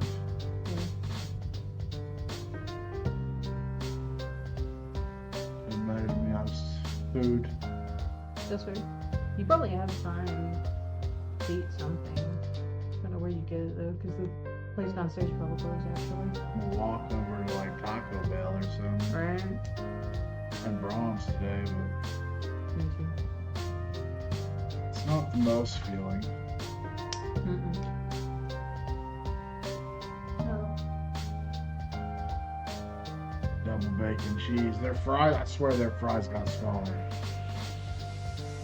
I had to ask them, I was like, is this a medium fry? They're like, yeah. I was like, what? She got the large. Yeah. First time They did check. change their stuff. I don't know what that means. Them dogs is hell, don't they? That's my buddy. Then he's telling you to check your DM. What DMs? I don't know. Probably my Discord DMs. Right? I don't know how to sign in. Do you have it on your phone? You know. Because that's where I would assume he meant anyway.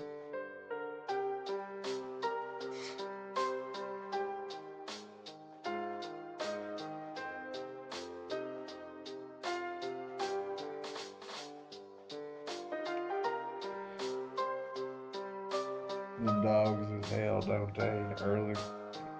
You're some squidbillies. Missing out. It's great. Great cinema.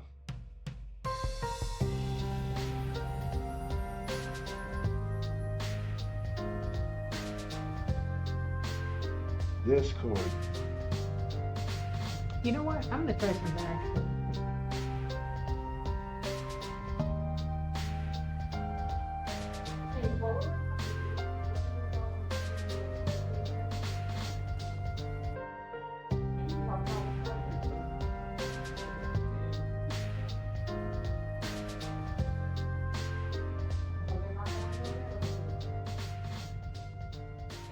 If you make that big of a fall sound, What? Do you want to do the interview? You sure? I'm sure. First game of the season.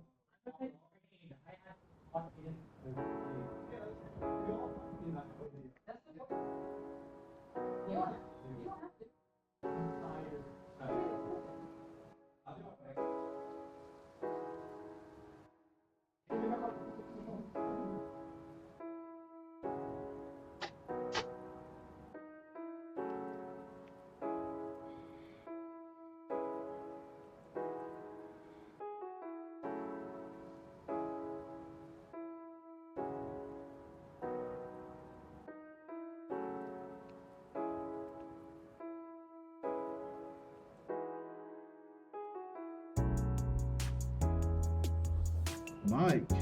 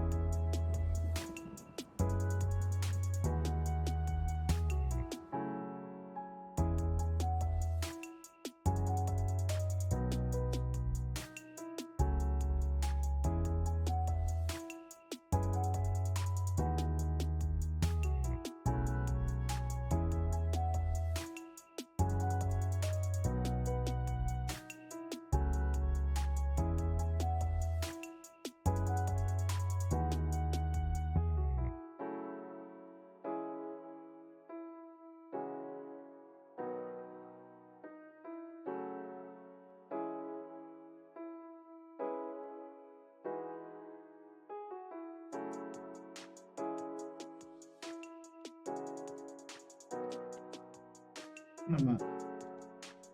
What are we talking about?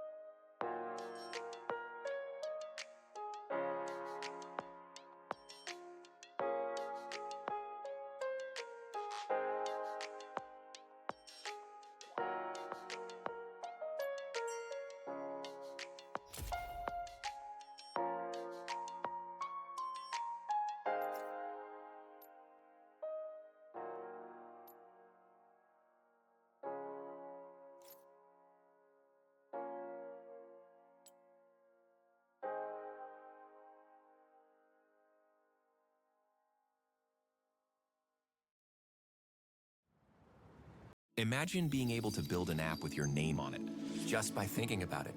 Meet Base 44, a complete AI creation platform.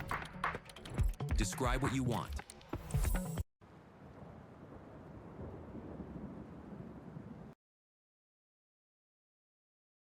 First one? Yeah, they did.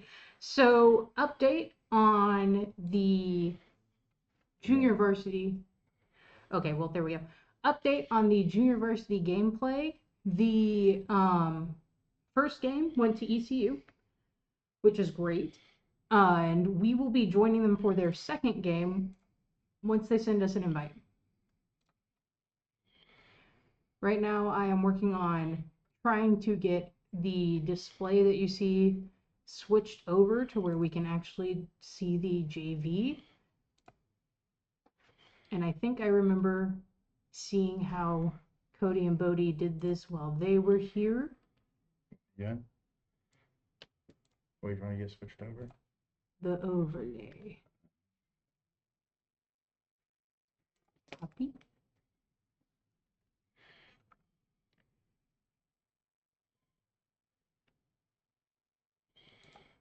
I'm going to swap this. Scores and top. Properties.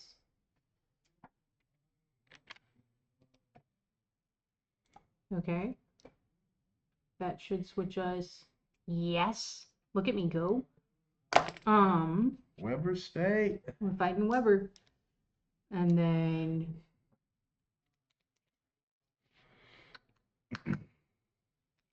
match overlay, match bug, match preview. Is it the match progress? Here, I know how to go and see that.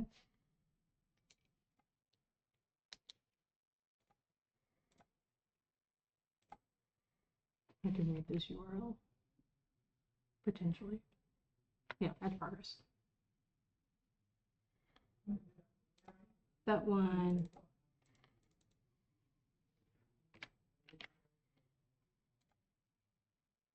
Oh my gosh. Look at me go. I don't know where the bottom bit went.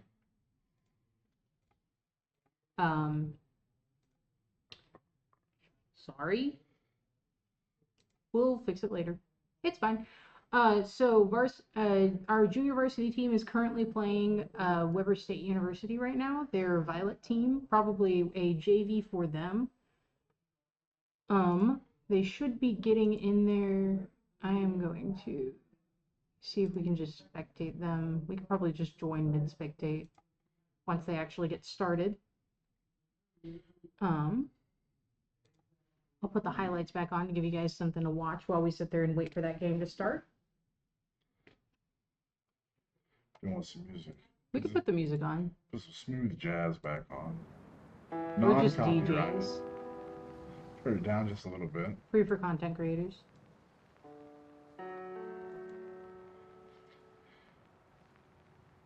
What do you want?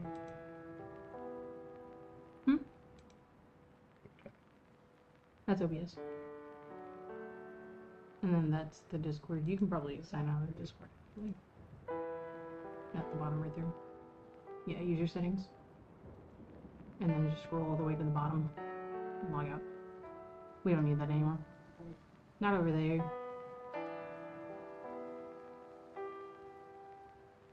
I don't think we need that. We will be streaming JV Maniac. We are getting that set up right now. Once they have a game started, we'll be able to join. And we are watching diligently for when we're able to do that. Actually, ask her for an invite. Invite to game. Maybe don't stream. Yeah, there we go.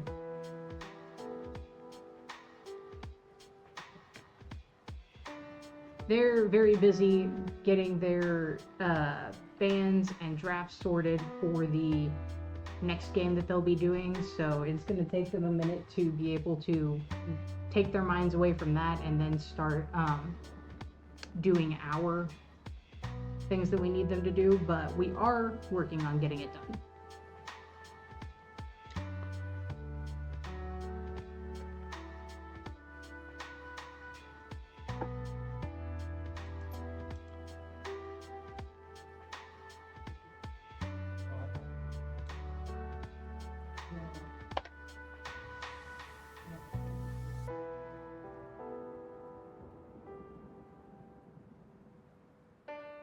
something you might actually be interested in seeing. And we could share with the rest of the viewers at home is we can actually look at their game details for the other team. I think if we click on this. Oh. Yeah. Links to their OPGG. Yeah. And so many ads. Bronze Slumlords, I see. On the JV. No shade. This isn't ours. This is our Weber State. If you wanted to see ours, we could also see theirs. Like Maya. I believe this is Maya. The one that we're currently trying to get in a game through. Here we go. Silver 4 support. Senior, I know that, I think, right? Yes. Yes. Should be graduating about this semester. They were practicing some Annie. Yes. No, she, like I said, she picked Annie up very recently, but she's been really enjoying her from what I've Yeah, Annie's great. known. Annie's a blast. Anytime you want to learn how to play mages or mid, Annie. She doesn't have as long as range, right? Yeah. So you're really forced to focus on your positioning. She has a stun and a big ultimate, which is great for any kind of disruption or like anti-dive. Fair. Which Annie's just, you just hide in a bush and get a free kill a lot of times. She's great for objectives. It's a good champion overall. Good to know. Good to know. I know that we have a shout out that I'd like to give to oh gosh. Hold on, I've forgotten his name. Connor? Shout out to Connor. He he's one of our alumni, used to be on the League of Legends teams for us. And he does a lot of like helping them figure out, you know, what should they be working on, who should they maybe play into what certain situations. He does really good stuff for our teams over here because he cares.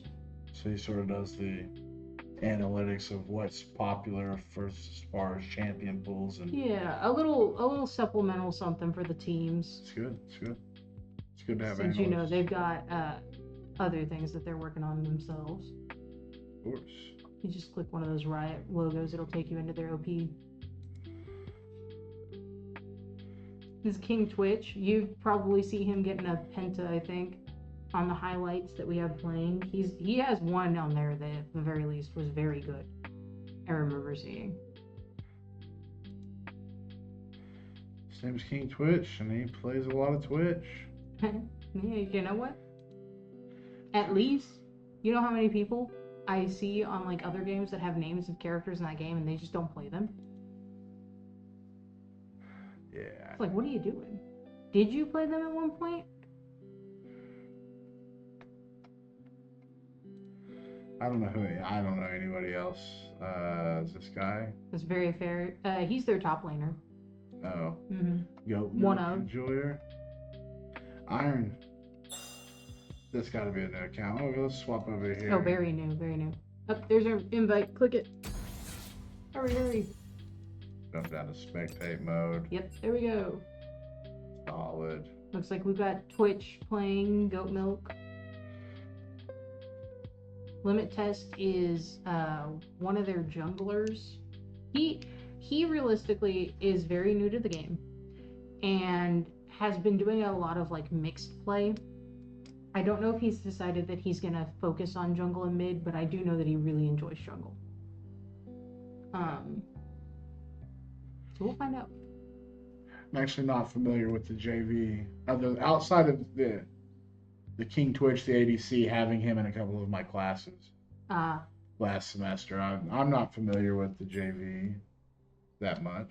I mean, nobody really is. We haven't had a JV before this season, so we're going to work on that together.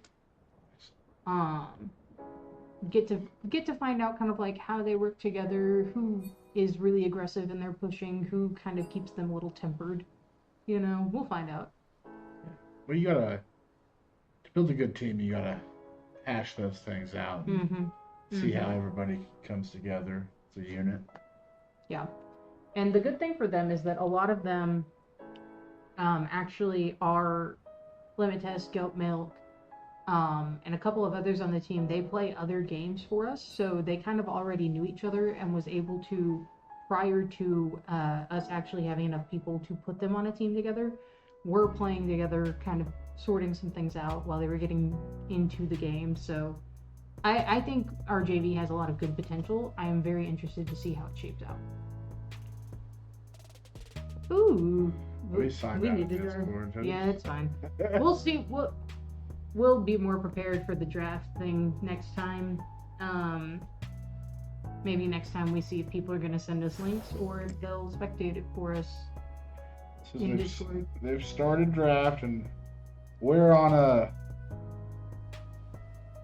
So total overall from the gameplay, it's a 5-minute overlay. There's a 3-minute between league and the spectate. Yeah. And then there's a 1 minute 20 from us to you. Just because that's what the NECC dictates. 2 minute between us and chat. Yeah, 126 seconds. Yeah. My conversions, I'm sorry. Gotta make sure you're using the right, It's very late for me to be trying to make jokes like that. I'm just gonna stop there. So. Go ahead and pause this music here, I reckon. Yeah, we can put that on a pause. Make sure it's not taking up anything. I'm not really interested in that at the moment. Here, what do we got here? This is the between scorer thing. Doesn't look like anybody has updated their match scores just yet. Let's take a look at that though. Who are we playing? Who's the JV play? Like I said, we will be more prepared for when we do this the next time. It's the first time that I've been here without Cody to help me run things, and I know vaguely what all they do, but not necessarily everything for every game. Just pulling up Weber State University. Good idea. I seen there. It's from Utah. I noticed quickly on Google. I doubt we see anything about their esports here. They have featured events. We like to check and see if their esports is considered a sport or not. A lot of esports organizations that we go against, especially in the NECC, they're still clubs at their schools. One thing that you could do is scroll up to the top, and they'll usually have a search bar. Yeah. You can go up there and search esports above the athletics. Well, I was just checking to see here if there's any. We'll see what we have right here. Athletics, right? Yeah, right. What's that? Soccer, volleyball, basketball on the front Basketball? page there? Well, no, We because go the to their jersey's probably sports. volleyball. This is cookies. Doesn't look like esports is in there. Probably still a club. I don't The word see there's. it. Athletics.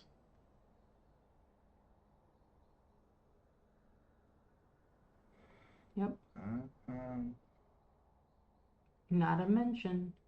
Fruits, no. No athletics. Tickets, no. So it's not a. I don't consider it's still a club there, apparently, right? Is that what that means? Mm-hmm. Yep. No love for the esports team at Weber State. Still, it's a club which getting dedicated money and donors and being good enough to set up a lab like ECU has with what's that? I mean, probably 12 like computers, 12 20 systems. computers in all 3 of the different zones that we have. Oh, more than that. Yeah. The dedication. I think maybe just 21. Yeah. 'Cause doesn't the Smash Brothers team have? They have 4 switches now. Well, how many people do they have that actually play Smash competitively? Oh God, we have 3 teams. We have 5. a or 6. varsity. The varsity has, I think, 5 people on it, and then I think both of our JVs are running 7 or 8. Yeah, So I there's spoke almost with 20 of them. Yeah. spoke with Bodie yesterday, and he told me that they have like a main varsity team and then 2 JV teams. Each team has Yes. 6 with 1 alternate. Right. So Yeah. it's 18 kids that just play Smash Brothers competitively. Yes. And in the league here, we have the 6 initial on the varsity Yeah. team, and then the JV, as many people it has listed here. Yeah. I was about JV has about 9. I think they have the 5 that play, and then they've got like 3 subs. 3, so just interested in, or yeah, see how things go for the season. Yes. It's great to be able to afford or be considered to have like a varsity team that Yes. competes. Like here, they won a national championship in the fall of 2024 in League of Legends here. But not Mhm. only to have that, but to be able to have enough kids that are interested and show up to be on a junior varsity team as well. Yes, that is really great. We'd really love to be able to see that this semester. It's one of those things where people can be interested, but when it comes to esports, A, there's a lot of stigma around just spending that much time on video games. But B, for people that play the games that we play, they often look at the competitive side and think they're not good enough for it. And it's just that you haven't learned the skills that you need for that just yet, or maybe you have them and you don't realize that.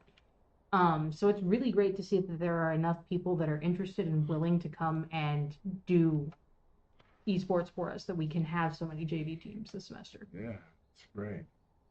They got a little bit of Weber State students study the psychological effects video games have on the human's body. That's what they're That's what that is. that's what I'm seeing about esports on there. Nothing about the actual team, just about a study that was done. That's when I search for it, that's what. Just do yeah. There's a gaming lab. There you go. That'll bring you to their page. Let's see if they have any pictures of their lab. Most definitely do. They do Smash, so we'll fight them in Smash again. There's a little something of their lab. They've got a nice poster or something up there. 16 computers. They even do tabletop gaming. Heck yeah. That's really fun. We have our board game club for tabletop gaming. Third Wednesday of every week. We've got Smash tournaments that we're holding just while I'm sitting here listing out things that we do all the time that people can come and join. We've also got Smash tournaments in the UC on the first and third Thursday of every month. I think I said third Wednesday of every week, third Wednesday of every month for the board game club. All right, we're gonna load into this game in a minute. Us too. Yeah, don't worry about that. That's a Riot end issue. We can't. Riot has been having this issue where they tell you when you load into their game to play that they're aware that the game crashes. And then when it crashes and you get kicked off of it, they tell you to stop leaving games. So, I don't know when that's going to be resolved, but that's all that was telling us. Looks like we've got on the enemy team a very familiar lineup, at least of what we've seen tonight. Atrox, Nunu, Willem, Misfortune over there. And then on our end, I think they're playing the same setup that they played this last time. I know we had somebody playing Mundo in there. I think we had Rakan.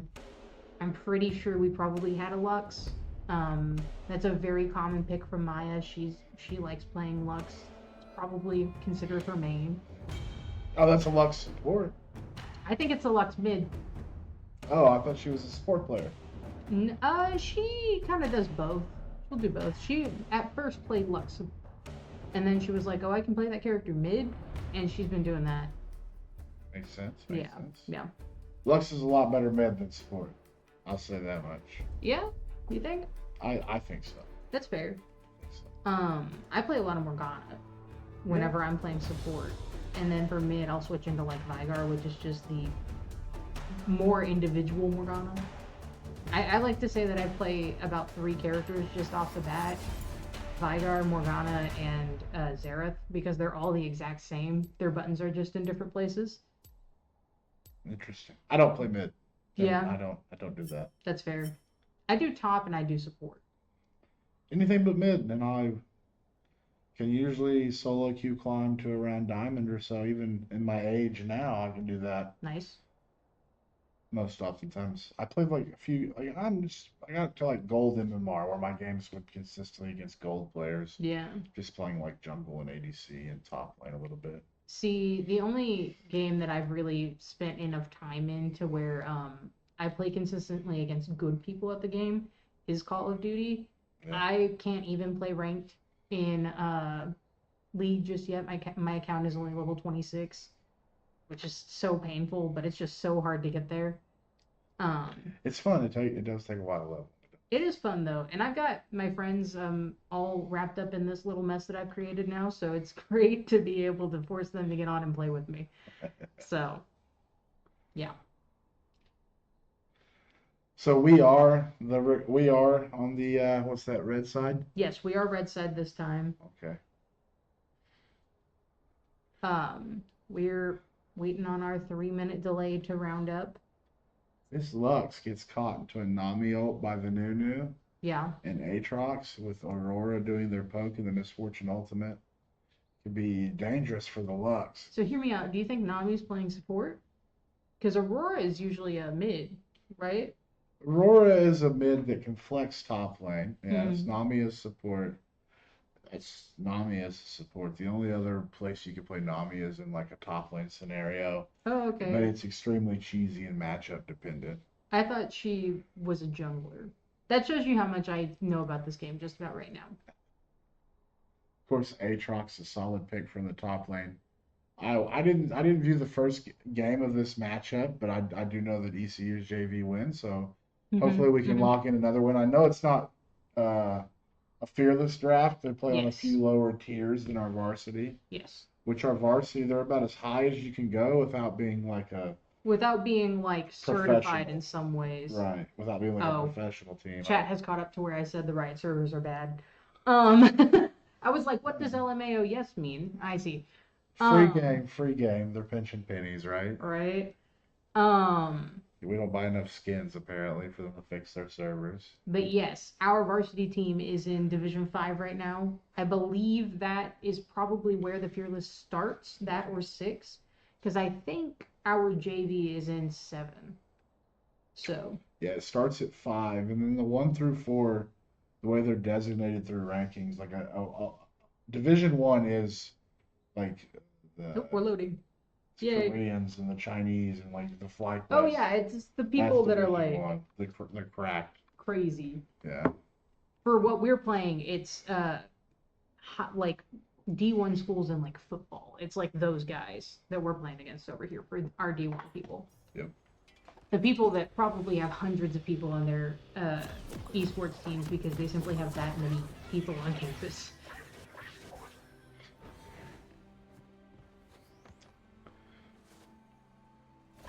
But I do like, Caitlyn is very dominant, lane bully. If you can't push as Caitlyn, you're not going to have a very good time. And then in the late game, sometimes she can be ran down. So Nunu's going to be in Aatrox. Nunu can run the Kate down like in a front-to-back situation when I look at these team comps. But I think Caitlyn will be successful because they have Rakan in front of them, Viego, and Mundo goes where Mundo pleases if it gets to that point once they get Warmonks in their item build. So this draft is looking really strong. In my opinion, it's looking very strong for ECU. Because Nunu is going to try to chase Caitlyn, but they're going to have to go through all of that. And Aatrox, but then that's going to leave these 3 to be pushed out. But now Nami ult, Aurora ult, Misfortune ult. 3 huge, big, takes up the whole lane. It's team fight. It can decide how the team fight is going and played. If Viego gets reset, if they don't CC him properly, but the catch potential of Rakan's 3 knock up into a Lux, snare, Kate, trap, Viego, stun, Mundo, slow, bonk. The options are both these team comps. That's why we're playing the game, see how it goes, though. Starting out, we're looking at the top lane there, a little bit of poke out. We'll drop back out here to the bottom lane. Both teams kind of pushing the first 3 minions. Kate pushing a little bit harder. That's what Caitlyn does. Lands a Q, gets a good poke on Nami. Kate's a very aggressive ADC. Oh, but by all means, she can hold it. She's got the highest range of any of the ADCs in the game. She is a bully. Every fist shot going to do critical damage. A headshot. She uses it on the minion. Rakan goes in. Kate's going to get some poke off. They're going to poke this Nami off. But hopefully before her heals get too strong. We got Lux pushing, almost soloing Aurora in the mid lane. We're active in the first couple minutes of this game. Very different from what we've seen from the varsity game. Yeah, and being a little bit lower ranked, being JV, I think, you haven't played as much. You're trying to establish who you are as a player, what kind of play style you have. So you tend to be a little bit more aggressive and kind of push the envelope a little bit more, just trying to make a play. Yeah. Or trying to, find yourself and figure out which champion you're playing does, how to pilot. Yeah. Lots of poke going off on Mundo up in the top lane. I think Aatrox wins this. You know, pre-6, both champions have a lot of healing, but Mundo just known for his pushing power and his ability to run away once he gets those few items.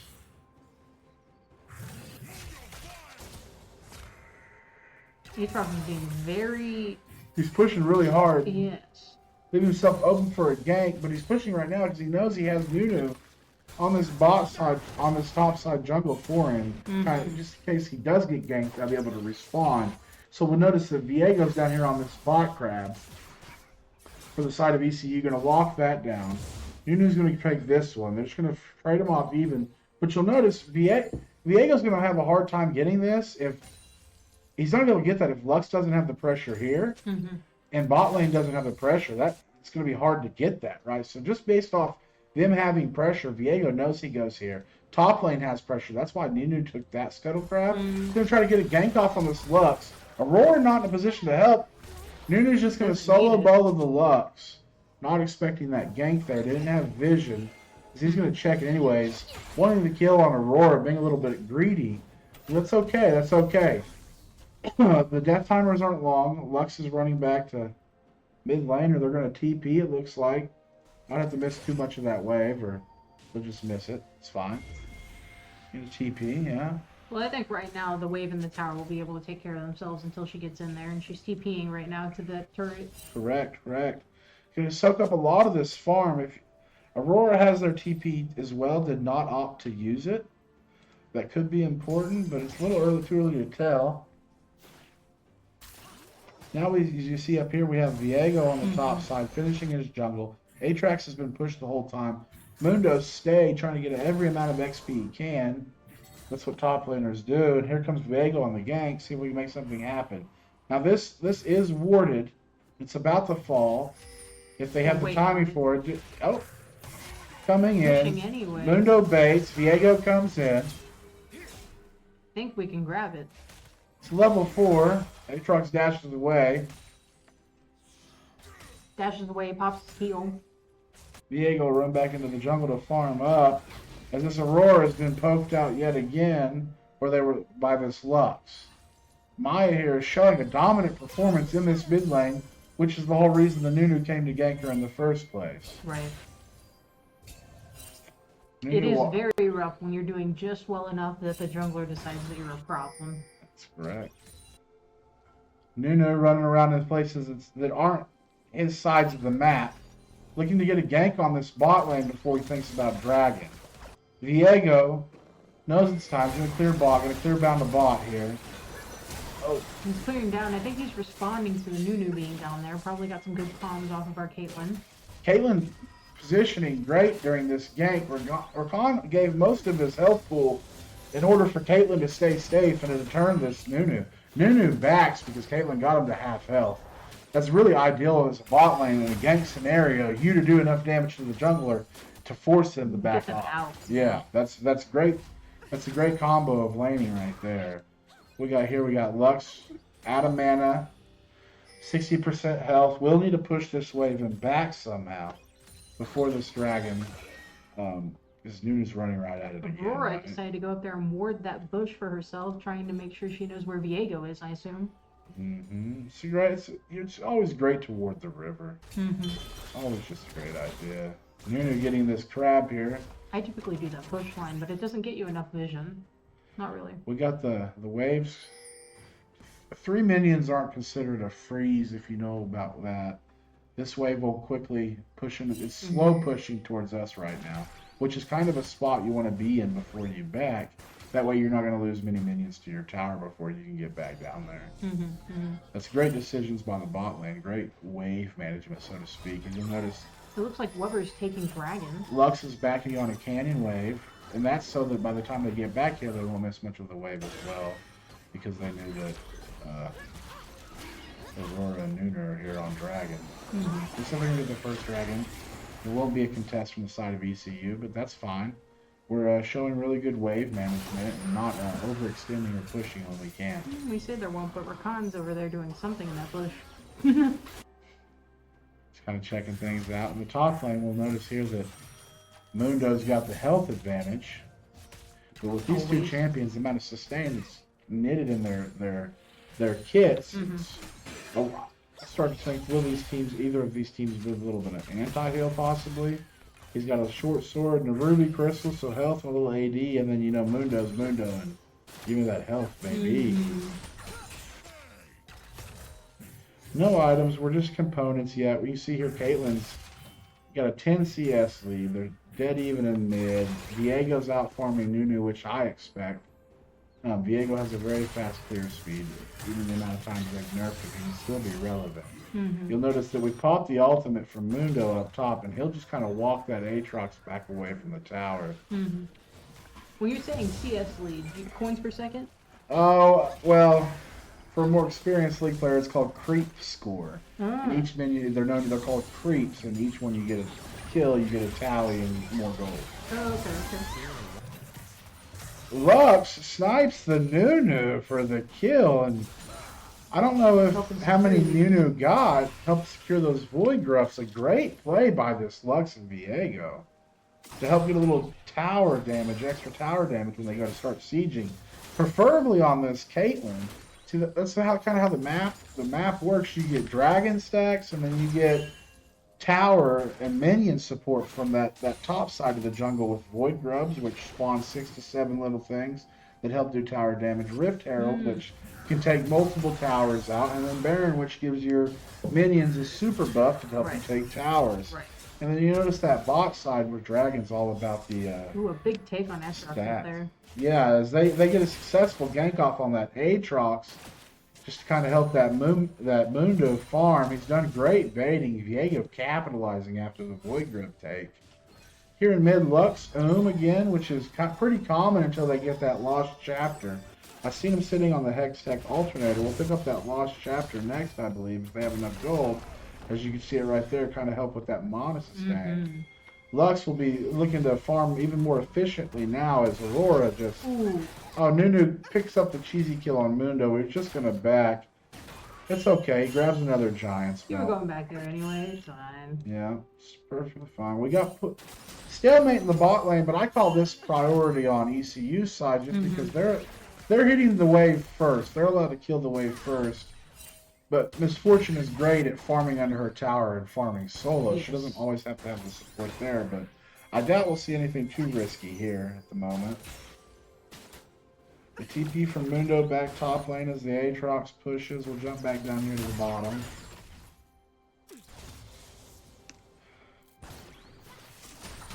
You know, there's Dragon's not up for a little bit. I don't know where my timers went. Dragon timers. What's turn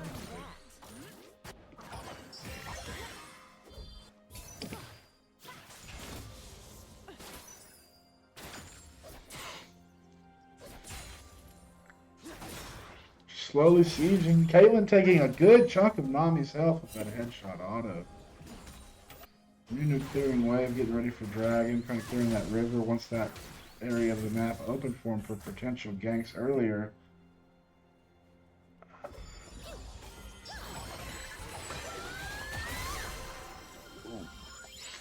Lux just missing the combo that all Luxes do, or with the sidestep and the slow and the easy poke.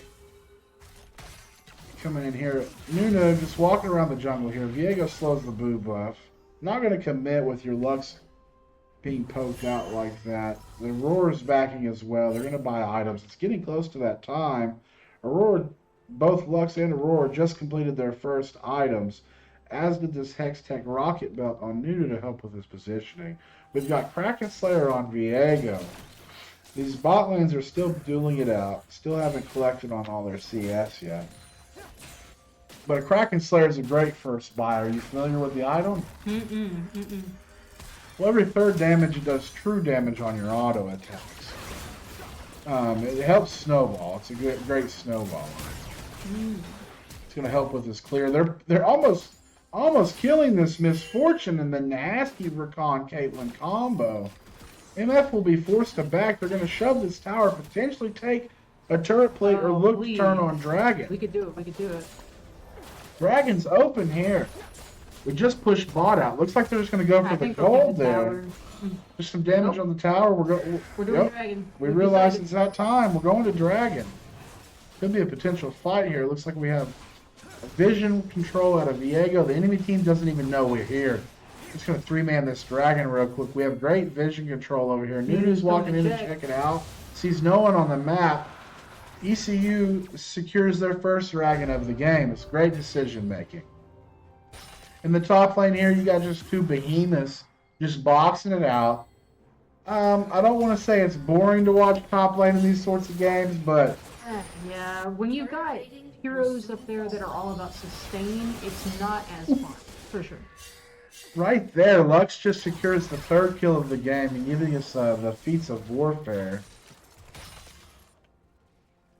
Somebody was walking around where they shouldn't have been, Aurora, just getting picked out. It was a great trap. Great ECU to respond on the mid laner coming down to see if they can gank, but instead they're ready for it. Mm-hmm. That's what Vision does for you. I like the effects that come with that Lux skin. Pretty cool. Skins. Oh, talking about the skins? Yeah. Oh no, we know about the skins. Yeah. Those Lunar Festival Morgana skins that cost $500. Oh my God. I Yeah. had a skin for Morgana, the Coven one, show up in my shop, and I played a lot of Morgana, let me tell you. For like $5. I was like, I don't spend money on games like this. Remember that, Gracie? No.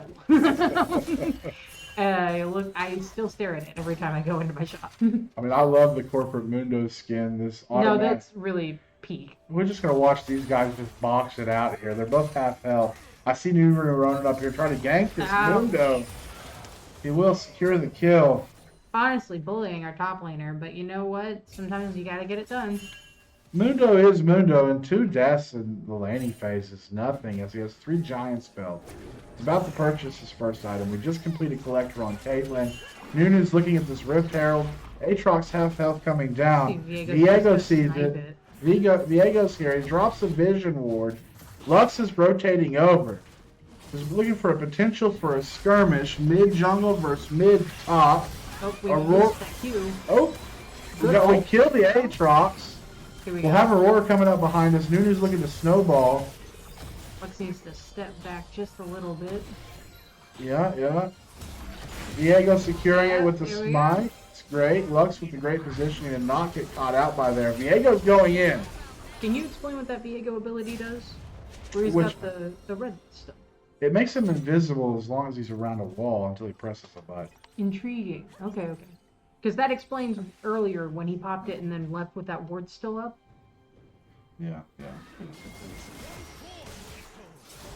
A lot of times, like if you're in that, you're not going to kill wards as Viego because as soon as you do something, it'll reveal your position. Right. And it's min-maxing the thing.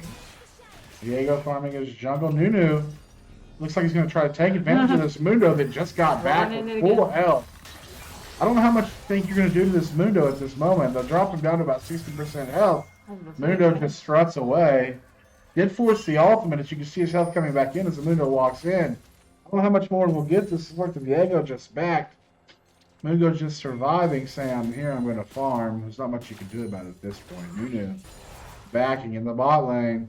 What looks like the towers have fallen 16 minutes into the game, 17 minutes. Lux is going to come to this bot lane looking to farm safe and ping her ultimate and poke out whoever they can. The bot lane's here, so anytime the wave's right here, this is what we call crashing in the mid, the middle of the lane. Lux is going to be able to farm this safely. Now, getting this wave to crash here, hit our red wave to hit this tower, will always force a reset to the back to the middle of the map eventually. Right. Sometimes it slow pushes, but it's dead even here. Lux just one-shotting the caster minions. Aurora one-shotting the melee minions. Aurora's poke is a bit busted, but she does have to get in range. Coming back to the mid lane here, Nono poking, Rakan missing. Viego coming in, seeing a half-health Misfortune. Lunch on the table, casts the ultimate, gets the reset. Caitlyn picks up the kill, though. It doesn't matter. Viego gets his reset.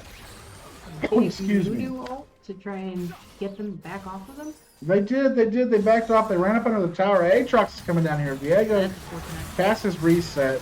ultimate from Aatrox. Rakan getting low. V8. Caitlyn picking that kill up too. There. Yeah. Nunu's going to get out of here. They've killed his top laner. They've killed his mid laner. Nami is backing with the Nunu. We're gonna push this wave real quick. You get this. You can push this into this mid tower. Maybe get some damage off in the mid tower. That would be what I would want to do. Is this Caitlyn? You always want to push. Nami to stack up. Caitlyn absolutely chunking this tower. Upgraded boots on the side of ECU. 2 towers down for ECU. That is right. Bot lane tier 1, mid lane tier 1. It looks like we might 3 actually have towers the first down. of ours.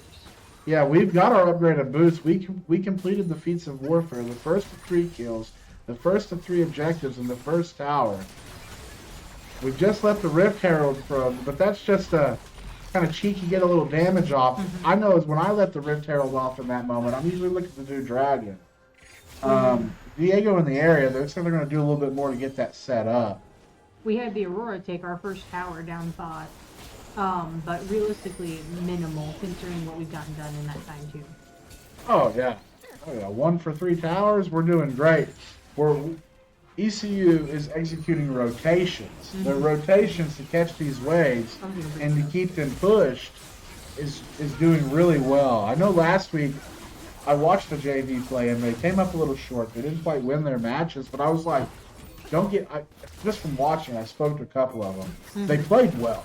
Yeah. They absolutely played well. There were just a couple more things they could work on, and it looks like in the last week, they've worked on a couple of those things they needed to work on, and they're pulling out a victory here. They won the first game. They're looking really fine right now, going into this mid game here. See if we can translate this into another win and win the match series here. Both varsity and JV getting W's here on Thursday night. I know that our JV this past week has been doing a lot of work and getting together, playing more games, probably practicing things like their switch from their bottom laners into mid that they did right here in the middle of the match. Because that's something that we saw the varsity do.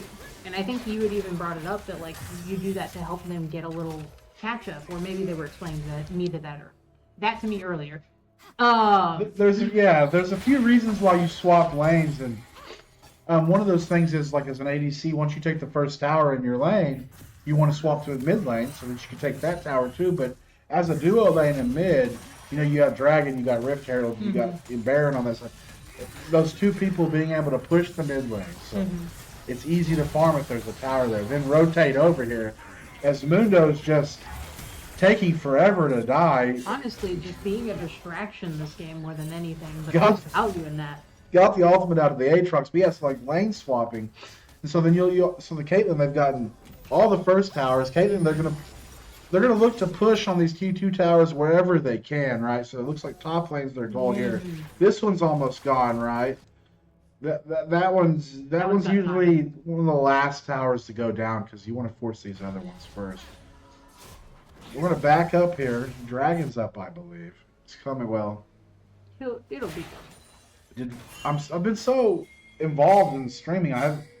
This right here. Atacon is still up. Yes. Red side, we do have a ward on it. We're not going to sneak that. That's why the Caitlyn's over here. Well, if Atacon is still up, then somebody took the dragon. I think it comes up just before Atacon. Well, Atacon spawns at 20 minutes, so it always just depends when you take the dragons, really. But you'll notice that Caitlyn is pushing this top side because Atacon is up. Right. So that that was kind of mean. Oh, what? We get back down. I want to see that again. I don't know where it was. Yeah, I think if you let it play out, go to the Dirt Chemist, switch to Lux. Oh. Yeah. Let's watch this quick snipe. I love that on Lux catches the combo here.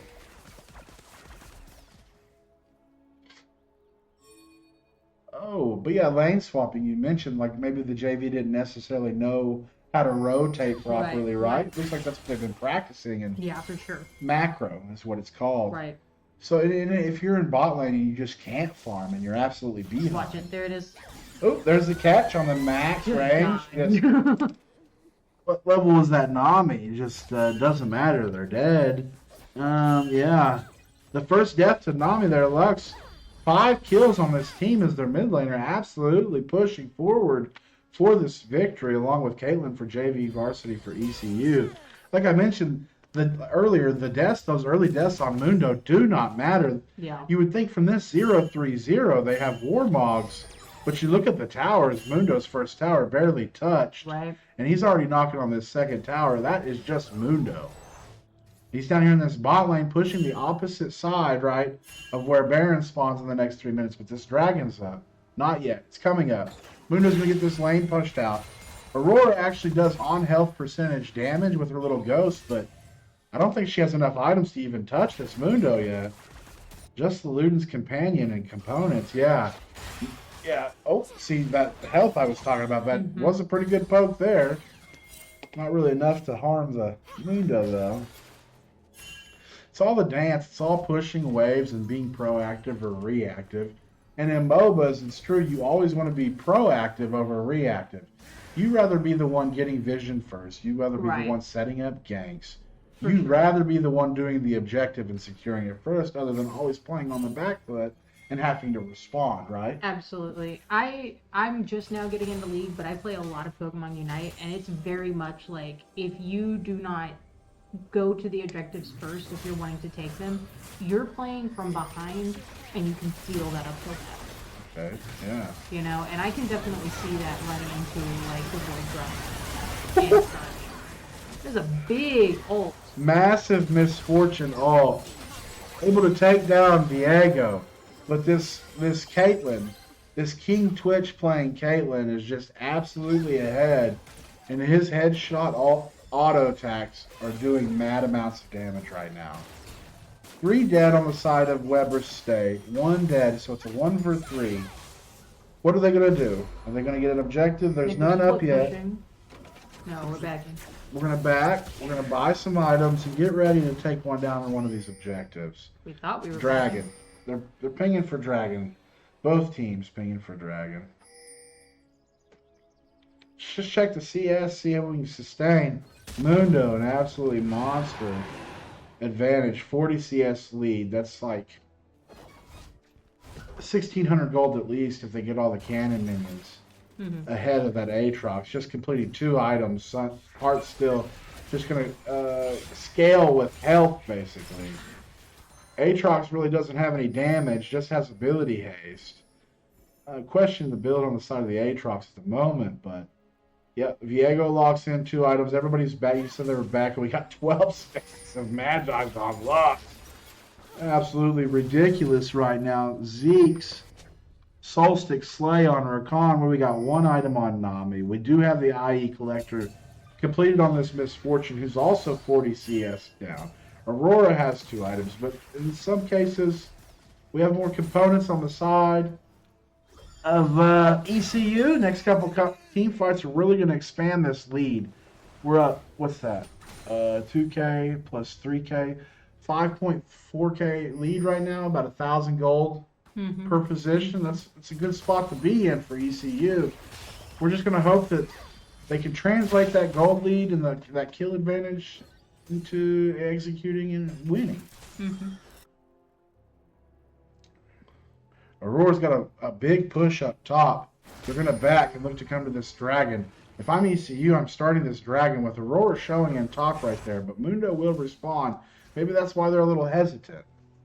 Mundo does have his teleport available in case things pop off here to come help his team. 2 dragons. I would secure this 3rd dragon, honestly. If I'm ECU, I'm having Mundo. I'm going to push this next wave. I'll see Atacon and Baron. Mundo's got to ward this, start to come down with his team. That's why they're not doing. Oh, he's got back. Okay, I was like, no, you can't take that by yourself. We're going to 2-man. We're going to 4-man drag. You give Baron here. They haven't been able to push all game long. Yeah. So they take Baron. We get dragged. We're going over here. We're going to kill them. Yeah. We're going to look for a team fight ace and a push and kill all of them with Baron is what I'm going to do. But Lux is going to back. Maybe we'll just respond to their push. We have everything warded here. We need to reward that. It's falling out in case we try to sneak that. We trade, like I said, I would have traded Baron for drag. Yeah. That's your dragon soul point. Yeah. 3 dragons, 1 more to go. I think that's reasonable. Yeah, it's just the first Baron, right? It's not a huge play. Well, and like you were saying earlier with the varsity team, they didn't really have any good setup for Baron, you know? So it's one of those things where, like, we could have worked a little more on those towers before taking that. It's not necessarily such a big deal if they got it. Right. We're gonna snag the Atticon here, get some permanent stats for the rest of this game. So they got Baron, we've got 3 dragons. So with Baron, when the enemy team has Baron, you're not looking to overextend and push too hard, because if they do get a kill, they're going to take more than what you want. We got Kate Lux is a dynamic duo. Often people play that in bot lane together, but I like it in this format best. Yeah. To give them a support, not let them both carry. Give them a support and see what can happen. Little skirmishes breaking out all over the map. Ooh, big Lux ult coming in. Lux ult enough to make them back off and save Rakan's life. But as you'll notice right now, since we allowed them to get that Baron for the Dragon, we're having to respond to their push right. They're not going to commit the siege though. You'll see that they're not. Honestly, they are not looking for a 5v5 team fight. It's went bad for them every time. Right? So they were looking for those short skirmishes. That's why trying to catch ECU out of position, but it wasn't able to work. It looks like right now they're just trying to play a little catch up on those towers, trying to use those buff minions. Oh, most definitely they're trying to claw their way back into this game, as it's still just it's to a 4K gold lead now. So they were able to get you about 1,500 gold there. And we're up almost 10 kills. Mundo going where he pleases, pops the Nami ultimate. Misfortune just chipping away at him. It's like she's throwing just pockets full of sand at him. Mundo's not scared of sand. He'd go on the beach if he pleases. It's Mundo, even in the suit. Love to see how tanky that character is. Right just needs to know this man's is busted. They won't push any further onto that tower. Just slam too many waves into it with the Baron buff. More gold for Mundo. He doesn't mind. He's just hitting that 200 CS. Caitlyn on this King Twitch on his Caitlyn 600 with a maxed out bounty. 3 items completed with anti-heal. He's ready to fight. He's ready to take the fight to them. Very good performance considering what happened last week from our JV. Yeah, it's not where you start, it's where you finish, and enjoying the journey oftentimes. I hope you're having fun. I think so. I think getting that first match win did a lot. Boosted their confidence, self-esteem, let them know that they can do this. Yes. They were very excited once I told them that they weren't doing fearless drafts and they could just keep going with what they had to do. Yes. I imagine that was a sign of relief. Yeah. They were a little worried about it. I know some of them on the JV just started playing this summer. They're like, I don't even know one champion. I gotta play how many? Right. I You're telling me I gotta pick potentially 3 different champions? Yeah, no.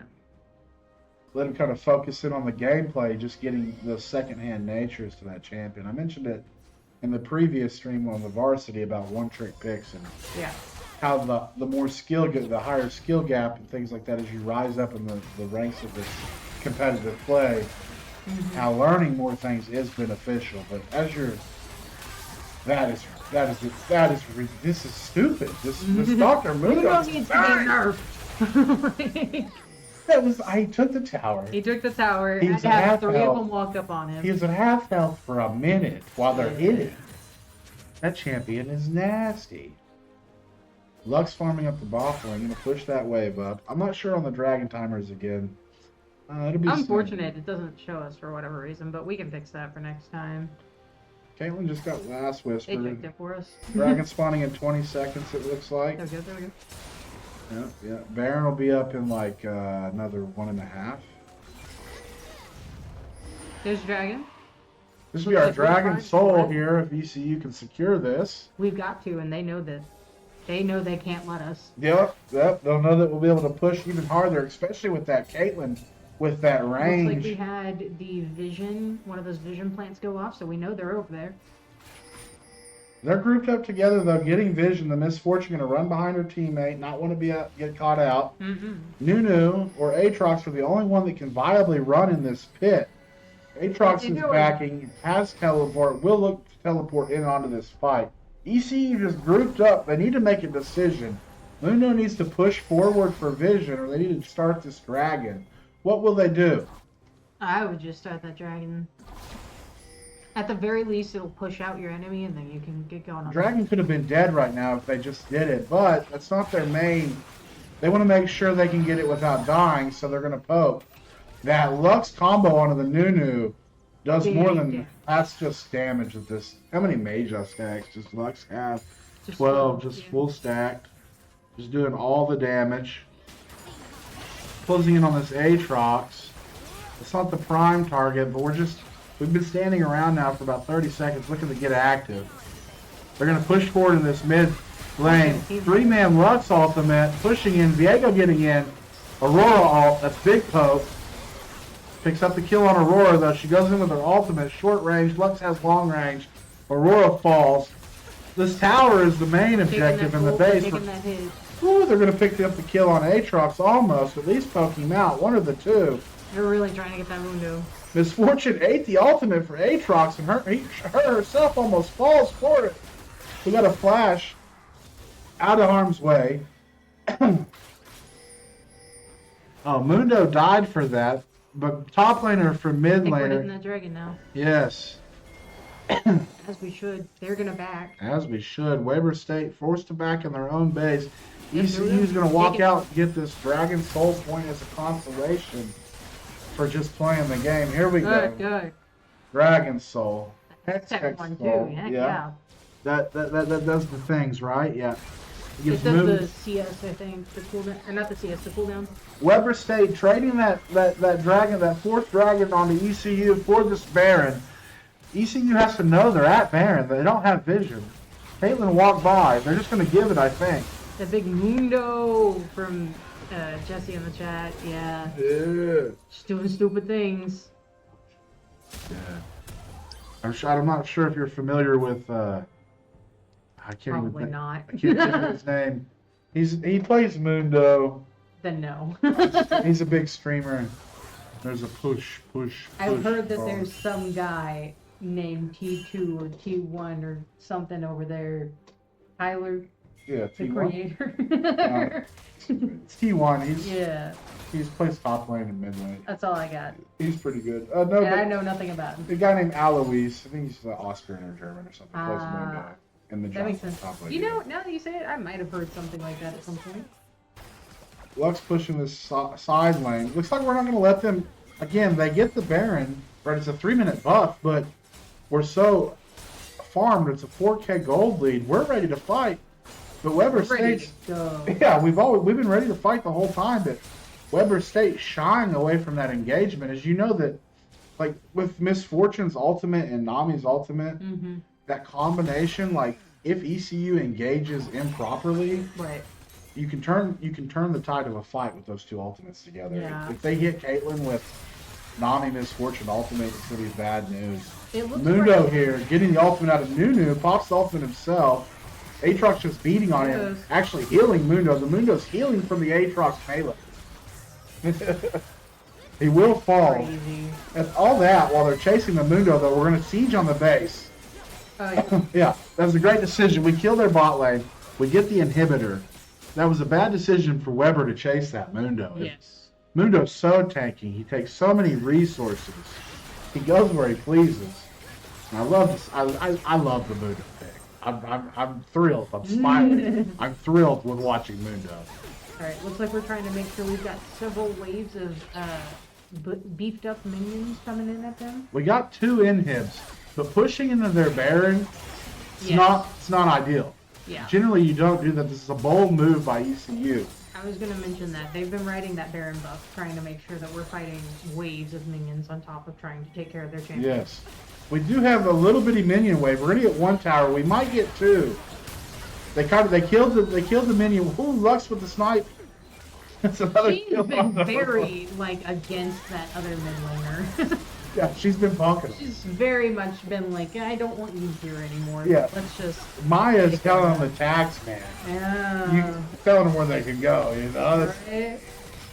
If I had to ask who has better hands, I would say Maya has better hands. Yeah. They're more active. She's landing way more abilities. She's landing her ultimate on multiple people in these team fights, which is essentially allowing Caitlyn to just clean up. And this Viego to get resets. Mundo's not even in half these team Stealing fights. buff. Yeah, Viego's, that's what you call taking their resources so they can't farm invading. No, for sure. A little bit of macro She's action. gonna walk up on this Nunu. Wonder if she'll communicate that, or if she'll just even see him. Actually, Might not even seen him, but it is smart on Maya's, part to not walk into that jungle to check.